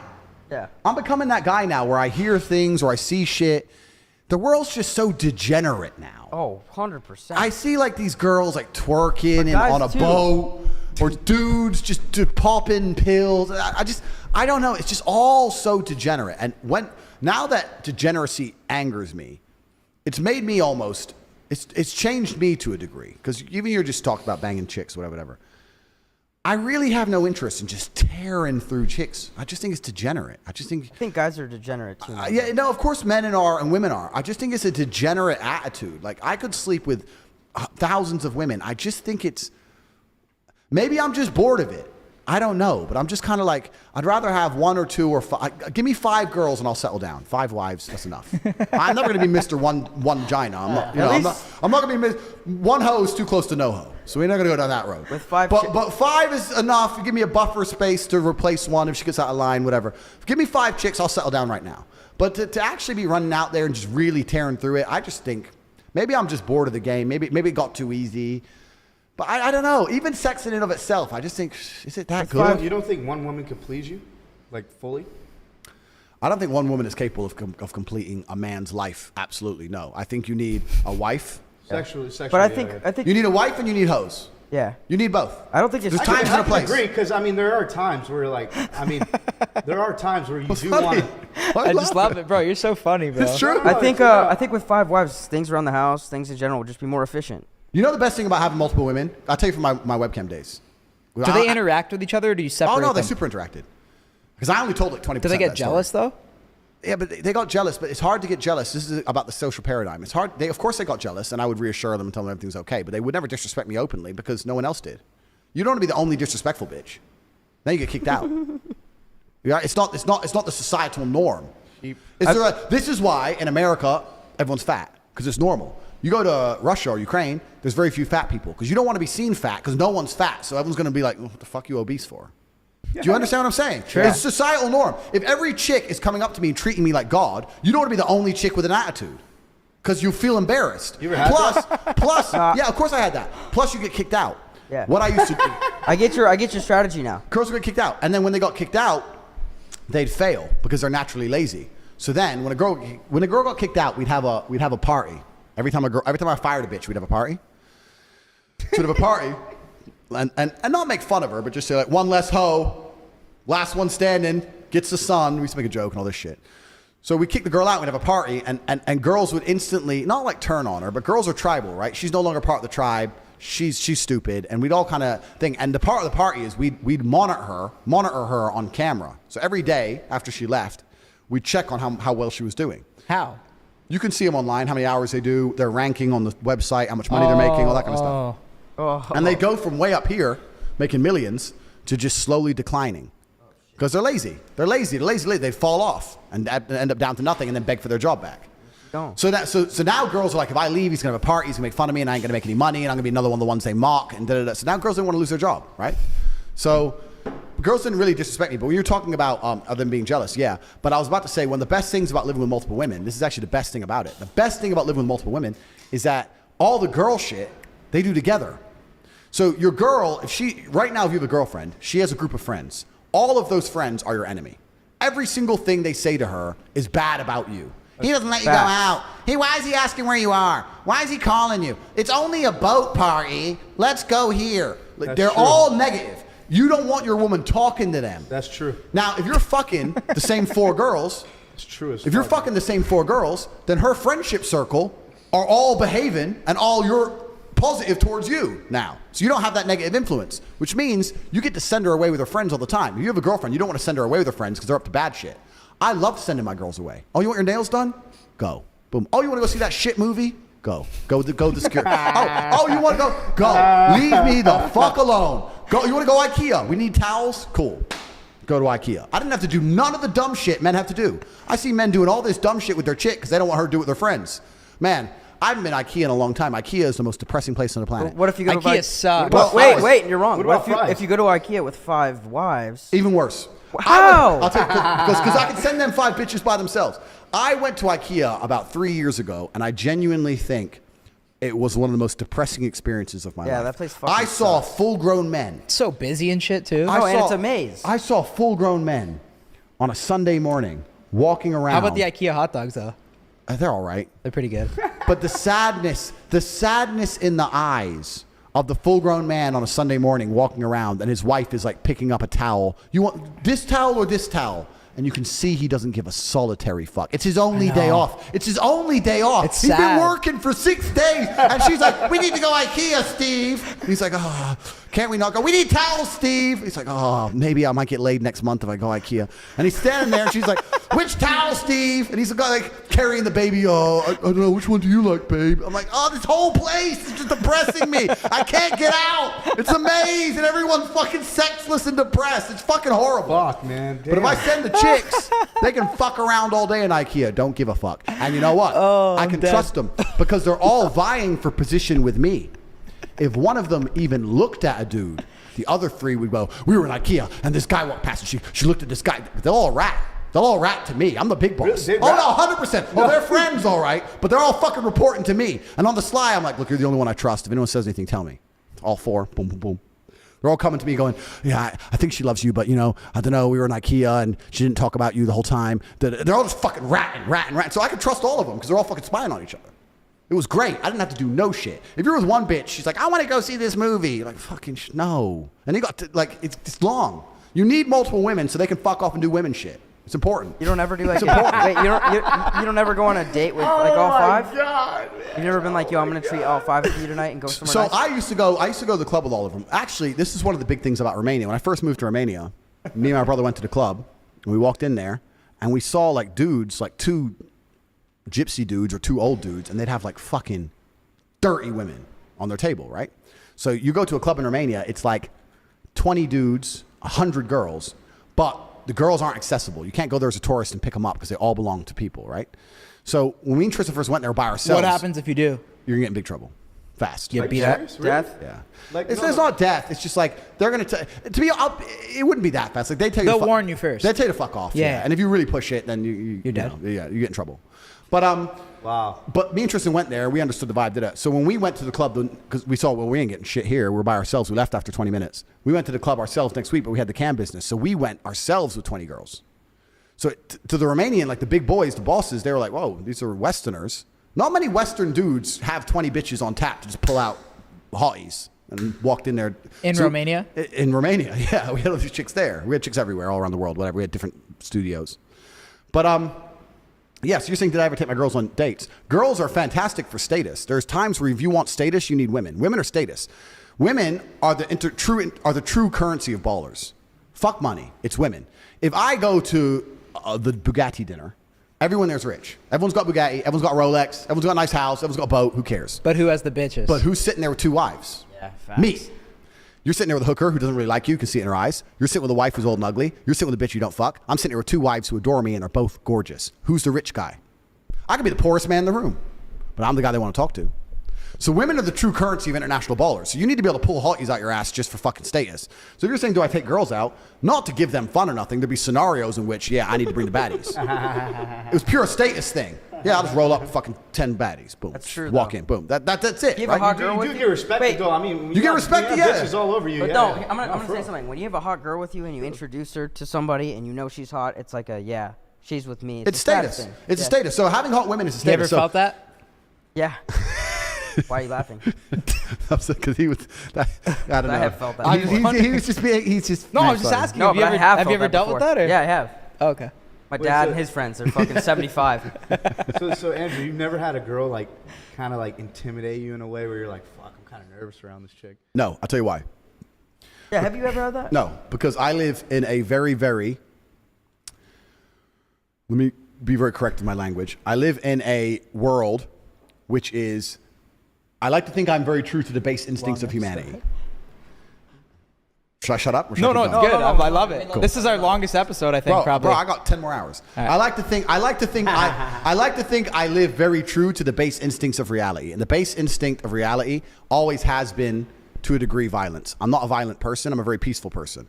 But as long as I'm not threatened with violence, it's very difficult for me to give a shit about anything else. And that's because I've been threatened with violence so many times and I've been in so many scenarios. Outside of professional fighting, I've been in so many scenarios where I really thought I might die. As long as that's not happening, I don't really give a shit. So if I'm sitting there with a bitch and she's hot, intimidated, what? She ain't got hands.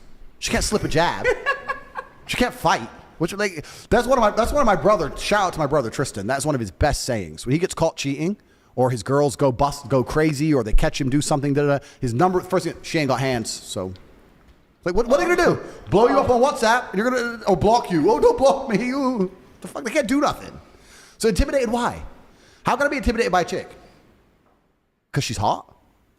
I don't understand. Like, I'm intimidated by certain scenarios where there might be a consequence or a repercussion. If I go on a date and she doesn't like me, cool. Give a fuck. Like, Are you still fighting or no? 'Cause you have scars on your knuckles. yeah. You gotta stay ready, my friend. Stay ready. I saw you want to fight. You want to fight Jake Paul? So yeah, I made the video saying I was going to fight Jake Paul when he first called out Conor McGregor. Do you remember when he did that first call out video? Oh, the first one was savage. It was savage. I gotta be honest, it seems beneath you though. If you're as rich as you are, you got the status, why would you want to go fight Jake Paul? Yeah, so I made that video when he first called out Conor McGregor because I thought he was being disrespectful. How is that beneath him? Jake Paul's pretty fucking Jake Paul's big. big. Jake Paul's Yeah. pretty big, but I think that Conor McGregor, at the time, I thought that Jake Paul was just disrespecting fighters as a whole because fighting is a really hard life. Well, back then it was like, whoa. Yeah, but now it seems that Jake Paul is taking his boxing career very seriously. Yeah. Got it. He's taking it very, very seriously. So I'm no longer angry at the guy because he's now a boxer effectively, and he's using attention. He's using provocative marketing to make himself as much money as possible. I, of all people on the planet, cannot sit here and shit on that. Oh fucking my game. God, yo. So I get what he's doing, right? Could you imagine a press conference? Him and another fighter talking shit at a fucking press conference? I would love to see you. Would gotta you, do it for would the you, pressy, would you bro. do that? Do what? Would you do some gotta sort do of it for the large-scale pressy. boxing fight? Or how about MMA? I fought a year ago MMA. I sparked him. I'm open to all things. Would you rather box? Because kickboxing, no one's probably... no one really you know, cares. no one's watching I'll that. fight MMA or boxing. Doesn't matter to me. I'm very. Let's get Andrew Tate in the UFC. Yeah, I'm open to it, but it's a lifestyle that I lived for a very long time. Understand that from the age of 17 to the age of 27, for 10 years of my life, all I did was train. That's why now I can still jump on the pads and smash out 12 rounds easy. How often do you train a week? I still train nearly every day, but to live that lifestyle, it's a big sacrifice. You got to dial in. Yeah. It's got to dial in, and so for me to do it, I'm not saying I wouldn't do it. It would have to be very worth it. The problem is, for it to be worth it, people will say, "Oh, how much money?" And I have more money than anyone would possibly What weight believe. class would you fight at? 92, 93 kilo, which is like just light heavyweight, Do you have cruiserweight. do you have a guy that if you had to fight at the UFC, you would fight? Or some fighter that comes to Wait, mind, how many dude? pounds is that? Sorry, I don't know. I don't know pounds. 195, 200 pounds. Light heavyweight. Yeah. Around That- 200, right? Yeah. 205 is light heavyweight. Pounds, 205. kilos, that means he's like... Yeah, 200. So anyway, there are possibilities. There's things in the mix. Perhaps if I can find it, it'd be worth it. But it's just I'm now at states now with they go, well, it's worth it. You get 10 million. 10 million, what? A week's wage? Bullshit. 6 months training for that. I don't need a week's wage for 6 months training. And then they'll go, It'd you be get more for credibility. the extra exposure. And then they'll go, probably. you get exposure. That's what they'll say. But I'm already the most What exposed about man on the the planet. accomplishment? I've conquered the world. So, and then you talk about accomplishment. I've had 87 professional fights. I've been in the ring a bunch of times. 4 times world champion. 71 wins. I've done it. I'm very competent and happy and comfortable with who I am as a man. I know that 99.9% of the men on the planet are a one-punch issue, and I'm fine. So it's kind of like, do I really want to do it? There are people who I would fight. I'm not going to say their names on this podcast, but there are scenarios and there are things in the Famous works people? where I might Give fight. us one. Give us one. No, man, no, we're working on it. I'm working on some things for everyone to see. I know everyone wants to see me fuck someone up. That's what they want to see. They want to see me smash someone up, which is fine. What is So- the percentage of people that actually know how to fight in the world? I heard. Well, this is another thing because I actually don't believe in fighting outside of the cage or the ring. I don't believe that fighting is a real thing. I don't believe fighting is real. Violence and fighting are different things. So is that you saying like no one really knows how to fight outside of? No, I'm saying that it doesn't matter. Oh, okay. Fighting and violence are a real thing. So I made that comment that most men are a one-punch issue. That's true. Actually, recently, a video which got taken down off my YouTube, but I'll give it to you guys. Maybe you can sneak it in. Me and my brother were in a nightclub, and some guys, 6 guys, were sitting on our Chiron taking pictures, and someone told us, sitting on the hood of the car, and we left the club. We rolled up. It's on CCTV, and me and my brother attacked the 6 of them and put them all asleep. This is in Romania. So, like, we're still about it. Like, That shit's like a movie. bro. But you know what? You know what's cool? Wait, where was this? This is in Romania. Oh, okay. Me and Tristan is kind of like, man, because we grew up together, we lived together, whatever. And we know each other so well, we can talk without talking. So as the taxi pulled up, we were literally praying they're still fucking around near our car, right? Because they were sitting on the front of the car, sitting on it.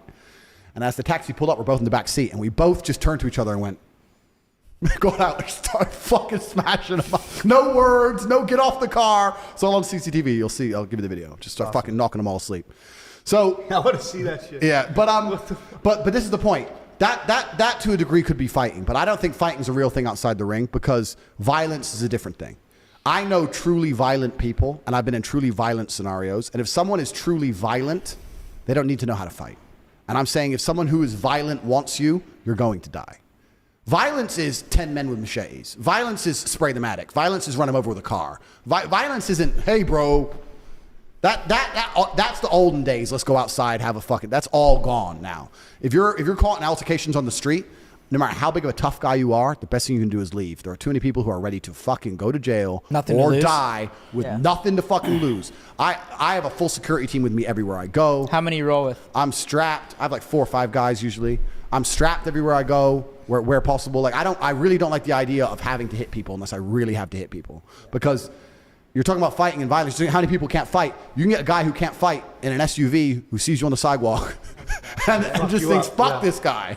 Bro, it's a dangerous world. And even now, especially like in London, I know boys who've been pack stabbed. When 4 dudes roll up with blades and jump you, man, it's fucking, you're dying, man. You're dying. It only takes one fucking wound. Oh, I know Krav Maga. You don't know shit. You ain't Steven Seagal. You are dying. It doesn't matter. You know the kickbox, box. Amir Khan got robbed for his watch. Fucking ex-world champion. They fucking ran up on him, took his watch off him 2 weeks ago. What they do? They pull a fucking sword. 4 of them. Give me it. What the fuck are you gonna do? That'd be the worst What feeling. You do? Slip? Huh? That'd be the worst feeling. What? Getting your watch robbed. Yeah, Oh, it bro. happens. That shit happens a lot. Bro, London's crazy. No, it happens in Miami. Whoa. It happens in Miami a lot. I know Really? people. London's nuts now, man. And in London's London, a shithole now, or what? Bro, shithole. Google, anyone here sitting here, Google London stabbing and click on the news tab. I saw that every day. Stab every day. And they stab first. They don't come up and say, give me the watch. They come up and stab you. And you're like, what the fuck? You start bleeding out. And then they take off your corpse. They don't give a fuck, bro. It is crazy in London. London, I have a full security. I do not walk the streets in London. I do not wear a watch. I have a full security team. Everything. London's getting bad. And it's not just even the nice areas. You can go to the Knightsbridge, Mayfair. They'll get your ass just the same. There's people in London who just don't give a fuck anymore. And it's getting crazy. And the Americans say, well, this is why we need guns to defend ourselves. Well, not really, because then they'd have guns. So now what? Like, it's a mentality thing. The mentality of people is dangerous. It's a hard heart that kills. You have to be really about it. This is what most people don't understand. People who play gangster and play tough guy don't understand that you don't really want to play that game because you're going to play a game with people who aren't playing. Yeah. A true hard heart is different. There are people, if they want someone dead, he's going to fucking die. They don't care. Daylight, broad daylight, his wife, his kid, they don't give a shit and they'll do the time. These people exist. They're all over the fucking news. You really want to walk around playing gangster with people like that out there in the world? You want to learn to box and say, I can defend myself now? You can't defend yourself for fuck. I defend myself with large walls, a bunch of weapons, and being hard to access. That's how you defend yourself. You do not defend yourself thinking I can kickbox, let me run around the streets. And there are people who still do it, but I think the world's on a decline. I think the Western world's getting worse. I don't think it's getting any better. I think that all the problems we're seeing now are going to be 10x, 20x, 30x as people get fucking hungry across the next 10, 20 years. And I think if you don't have a plan to defend yourself or at least move to a place where you don't need to defend yourself in real time, people are going to start getting fucked up bad. What do you think's about to happen? Just complete anarchy? I don't think it's going to be complete anarchy, but there's going to be a lot of crime. There's going to be a massive polarization. The polarization already exists, right? In Western nations, there's already a polarization because there's no longer any morality which is built into the populace. I live in a poor country. I live in Romania, which is technically poor. It's one of the poorest countries in Europe. It's very, very poor. The average wage is like $400 a month. The police drive Dacia Logans. The police drive cars that can't even go above 70 miles an hour. I've never seen a police chase. When the police stop me, I say, why don't people run? We can just outrun you. He goes, oh, well, why run when you can just get ticket? It's very much people, the police force isn't heavily armed. Like none of this shit, but it's safe. In general, unless you piss off a big guy. The crime is very organized. There's no random crime. It's very organized crime. Organized crime keeps society functioning. Organized crime is very, very functional. I would rather live in a country with organized crime than unorganized crime. Unorganized crime like London. No, but unorganized crime like London is wrong place, wrong time, get stabbed, take your watch. Organized crime is you have to go and make an enemy. You have to piss someone off. And you usually get a warning. So unless you're a fucking jackass, you'll be fine. It's only if you want to go into industries which are competing with them, or if you want to like do something they don't like. I know that a lot of the gangsters in certain towns in Romania keep the drugs out. The towns are drugs free. People try to sell drugs. They're the ones who died. So there's no drugs on the streets because they don't like drugs because their children go to school. So you have drug-free cities. American police can't get a city drug-free, but the mafia will. They'll get a city drug-free. Because if they catch anyone fucking selling that shit, they're fucking disappearing. So organized crime can actually be pretty good for a society because as long as you don't piss these people off. Now, Americans are the worst on the planet for this. Americans have basically no social awareness and they're jackasses with big mouths. So an American might go to a place like Romania and get drunk and be like, hey, bro, man, I do what I want, bro. They're going to get fucked up, right? But if you're a person with a brain and you're like, you know what, this is not my territory. Sorry, really sorry. You're never going to have any trouble. So organized crime is a good thing. So Romania is a very, very poor country, a lot of organized crime, but in general, it's extremely safe. Girls walk alone at night, all in the middle of parks, 3 a.m, through a park. You'll see some hot, beautiful chick just walking through the park. And I said to people, like, isn't she scared? Like, what if someone were to attack her or whatever? And they say, no, she's a Romanian girl. Like, a Romanian man would not hurt a Romanian girl. There's like a unity. There's a morality. Romania is the most Christian country in the world. It's like there's a common sense of morality, right? So they would never just hurt someone random because they see themselves in them. America doesn't have that. No. Yeah. America has none of that. But America's more diverse too, right? More diverse, which is why when you look into it, and hey, bro, I'm brown. I'm half black, half white. My father is African American. So we talk about diversity. I'm not saying it from a racist standpoint. I'm saying the reason it's propagated by the Matrix is because it divides society, which is what they want, as we discussed earlier. Which we can go into another point, but I don't want to get the podcast taken into that. But I'm just saying that when you live in a homogenous society like Romania, where 99.9% people are Romanian, they see themselves in other people. So when the country goes broke, because it's already broke, now the country's poor, crime doesn't escalate. America's a different story. As soon as America starts running out of money and people start getting broke in America, it's a free-for-all. As soon as people start, I can't eat. Look at the looting. I've never seen looting in Romania. No one's ever looted a store. None of this shit. In the riots, Romania had huge political protests because one of their presidents got caught stealing billions. Massive protests. You can Google it up like you've never seen. Bigger than BLM. Huge. Not a single store looted. Not one. Why? Because that's some family store. There's morality left. That looting shit was fucking Bro, there's no crazy. morality. So you're saying what's going to happen? I'm saying in the Western world, without morality, the only thing that keeps people in line is fear of the law. The second that's gone, you better get on a jet, G. It's going to be a fucking shit show. I think some crazy shit's about to go down in our lifetime. Shit show, If man. shit does go down, can we bunk up with you or? I have got food for 10 years in my house. You got guards too. I've got food for 10 years and bullets for a long firefight. So And 4 wives. more than that, G. Come on, I haven't settled down yet. Yeah, I think, yeah, and it's interesting. Like people, we can talk about a whole bunch of shit, but when you're talking about wealth and money and stuff, the rich truly understand this. The wealthy of the world are starting to understand this. Americans are actually a very unique type of people because I am American as well. So when I say these things, I'm not hating on Americans. I'm American, right? But Americans are unique because, like, when Americans make a bunch of money, it doesn't really cross their mind to leave America. The PSYOP, the most free country, we're the freest. Free to do what, G? What are you more free to do? Like, how about this? I'll go drive 200 miles an hour in my Lambo in Romania, and you drive 200 miles per hour in your Lambo in America, and let's see who gets some more trouble. What are you free? You can't even drive fast. Well, free. probably freer than China or something. Freer than China? Who's not freer than China? Yeah. Well, I mean, like, but I'm saying that there's most places, you can go to Portugal and do whatever the fuck you want. You said it yourself. Like, but I'm saying the PSYOP is so large on the American populace that a lot of the money still stays inside of America. But in other countries, people are more open and agile. But I think as the internet comes, as people start to realize, wait, I'm an American, I'm earning X amount of money, I want to move to Miami and or I can move to Croatia. I think there's a lot of good people in America though too, but there's a lot of idiots too. Yeah. Completely. I'm not hating on Americans. I'm saying that when the wealth of America starts realizing that their money will get them further, they will be safer and they'll have a better quality of life outside of the USA. That's the problem for the USA. I'm not hating on the people. Yeah. I'm saying that the American mindset is still America, America, America. Everywhere else is dangerous and poor. Yeah. But Americans haven't traveled much per percent of the population. But once they realize there's other options, a lot of Americans will be like, wait, instead of 10 grand a month in Miami, I can spend $1,000 a month in Croatia. Hotter women, zero crime, better, like the weather's Hotter just as chicks good. in Croatia? Yeah, Croatia's badass, man. Hotter than Miami? Miami has a lot of hot girls, but okay, let me change it from hotter. Let me change it to better quality. Okay. Here they go to church. They're innocent. You can show them the world. You Here ain't, they have like, showing a bitch here in they Miami have like nothing. one body. Yeah, So that's for us three. 50's like Stay in Miami, G. Yeah. But that's my likes- point. So Johnny likes you're talking about what's both. going to happen. I think that as wealth starts to flee the West, there's going to be serious issues. That's why there's going to happen. That's scary shit. Scary shit, bro. But I might be wrong. Who knows? I'm some No, crazy I think idiot. I agree. Oh, I yeah. think I just feel some crazy shit's coming. Like Yeah. people are just getting more and more And divided. Polarized. The government's Market's getting crazier and fucked, crypto's crazier. fucked, everything's fucked. But they polarize us on purpose. Like I'm not gonna. I think it's going to come to a complete crash, and it's going to take a total reset for humanity to ever get back to. True, but How the long do problem you is think, the total reset. I have no idea. The total. I think in our lifetime. But this is the problem. Whoever is powerful enough to construct a total reset will construct it in a way that we have even less freedom than we've ever had. True. That's what the reset's for. Yeah. They're trying to destroy it all for the reset, so they can come along and say the only way we can keep you safe, the only way you are safe is if you obey. Let me give you guys some examples. Some very simple examples. No, yeah, 100%. Let me give you some examples, right? Because once the only thing that's preventing a huge reset right now is the human element. The human element is the one thing that they're combating against.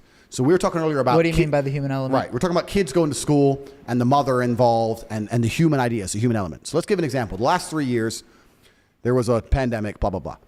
They made all these crazy rules. The rules only exist if the police enforce them. During the pandemic, I traveled the entire world. I never stayed still for a second. I managed to get in and out of every country I wanted to. I did whatever the fuck I wanted. So Sweden never locked down. They don't want to talk about that. They don't talk about the fact that in Stockholm, in nightclubs, it was full of chicks and it was completely fucking normal without masks. The whole time? The entire fucking time. So I'm in Stockholm for 3 months, right? So you can go to Stockholm, go from country to country, whatever. The country where the police forces are more professional, more inside of the matrix, had stricter COVID rules than the countries where the police are more corrupt and more lazy because you can't enforce it. So if I was in Serbia and didn't wear a mask and the police over there comes and said mask, I said, bro, this is stupid. I'm not wearing a mask. Okay. He doesn't get paid enough. He doesn't care. American cop, you better put it on, bro. Put on the mask. Like, so the police force, the more matrix minded they are, the more strict the society is going to be. And I'm saying the human element because there are certain laws that they'd love to make, but they can't make because they're too far for the police, even in completely controlled countries, Western countries, to enforce. If they were to say to the American police, kill everyone with the long hair, the police wouldn't do it, right? But the human element is being removed. This is what I'm trying to say. All this shit with electric cars and AI and all this stuff. Wait until the police are robots. Wait till they bring on the new COVID shit and there's no human element in the enforcement. Wait till it's fucking pure robotic. When they program the robots, if he ain't got a mask on, take him out. I think there's going to be a new... They won't give a fuck. There's not going to be, that's a grandma without a mask. It's not going to be, oh, that's my brother without a mask. It's not going to be, you know what, this pandemic's gone on too long. This guy doesn't have a mask on. It's not going to be, he's asthmatic. Da-da. There are certain things you could, even as stupid as the police were during this thing, because the police proved themselves to be fucking retards. As stupid as they were, you could still reason with them. Maybe not in America, but in many places in the world, you could say, gee, I'm not wearing a fucking mask. It's a wedding. I want to take a wedding photo. And they'd be like, okay. Like, in many places in the world, COVID wasn't really that real because the police didn't really enforce it because they knew it was stupid. Once it goes robotic, then that's the great reset.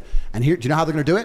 They're going to do it under the guise of safety. They're going to come along and say, all these accidental shootings by human cops, accidentally killing people, we can't trust police officers as people because we're all flawed. A machine never makes a mistake. You're going to be safe with the machine cops. Don't worry. The machine cops come along. And when the machine cops have replaced us all, then the enslavement begins. But we're a long ways away from that. We're okay. Then let's take electric cars. Electric cars is the same deal. Electric cars is the same thing. They want us all to have electric cars because they can turn your car off. That's all the reason they want you to have one. They can turn it off. They can't turn off your combustion engine, but they can turn off your fucking electric car. So they're forcing us all to have them. What about for the environment, though? Here we go. Now let's talk about that. Talk about that bullshit. They want electric cars so they can stop you moving. That's the whole point of it. You think they give a solitary fuck about the environment? You said environment. The amount of lithium they're digging up to make these batteries is doing more damage to the environment than a fucking petrol engine could ever do. You're telling me about the environment, and these people are so scared about climate change, but then the second they get I think money... they're just doing it because it makes money, though. Because people will buy something to feel environmentally friendly. What I'm saying Like, is... I don't think Elon Musk's sitting there thinking, I want to turn people's cars off. He's thinking, people are going to buy electric cars to save the environment, and I'm going to make fucking money. Correct. But the people who are in charge of the world are going to propagate... Yeah, they'll get behind it. They're going to propagate it and purport it under the guise of control because that's all they're interested in is more control. Is he behind it then, too? It's not... No, I think I actually believe Elon's a relatively good guy just making a good product. The point I'm trying to make is this. The way they're going to make us, because if Elon was a good guy making a good product, fine. But why are they going to force us to have electric cars? Because it's coming. Already in Europe, you can't sell diesel cars after 2026. Really? Yeah, already they're stopping. Look it up. Fuck? You can only buy electric cars within 10 years. No, they don't care out there. then, not yet. That's crazy. Yeah, but then every manufacturer is just gonna start to make electric cars. Correct. So so not about Elon, because all the manufacturers make electric cars, right? America. The reason America is delayed in this, because America, a lot of the lobbying to the government is done by oil companies. That's also why America doesn't have rail. you ever wondered why America, as big as it is, doesn't have bullet trains?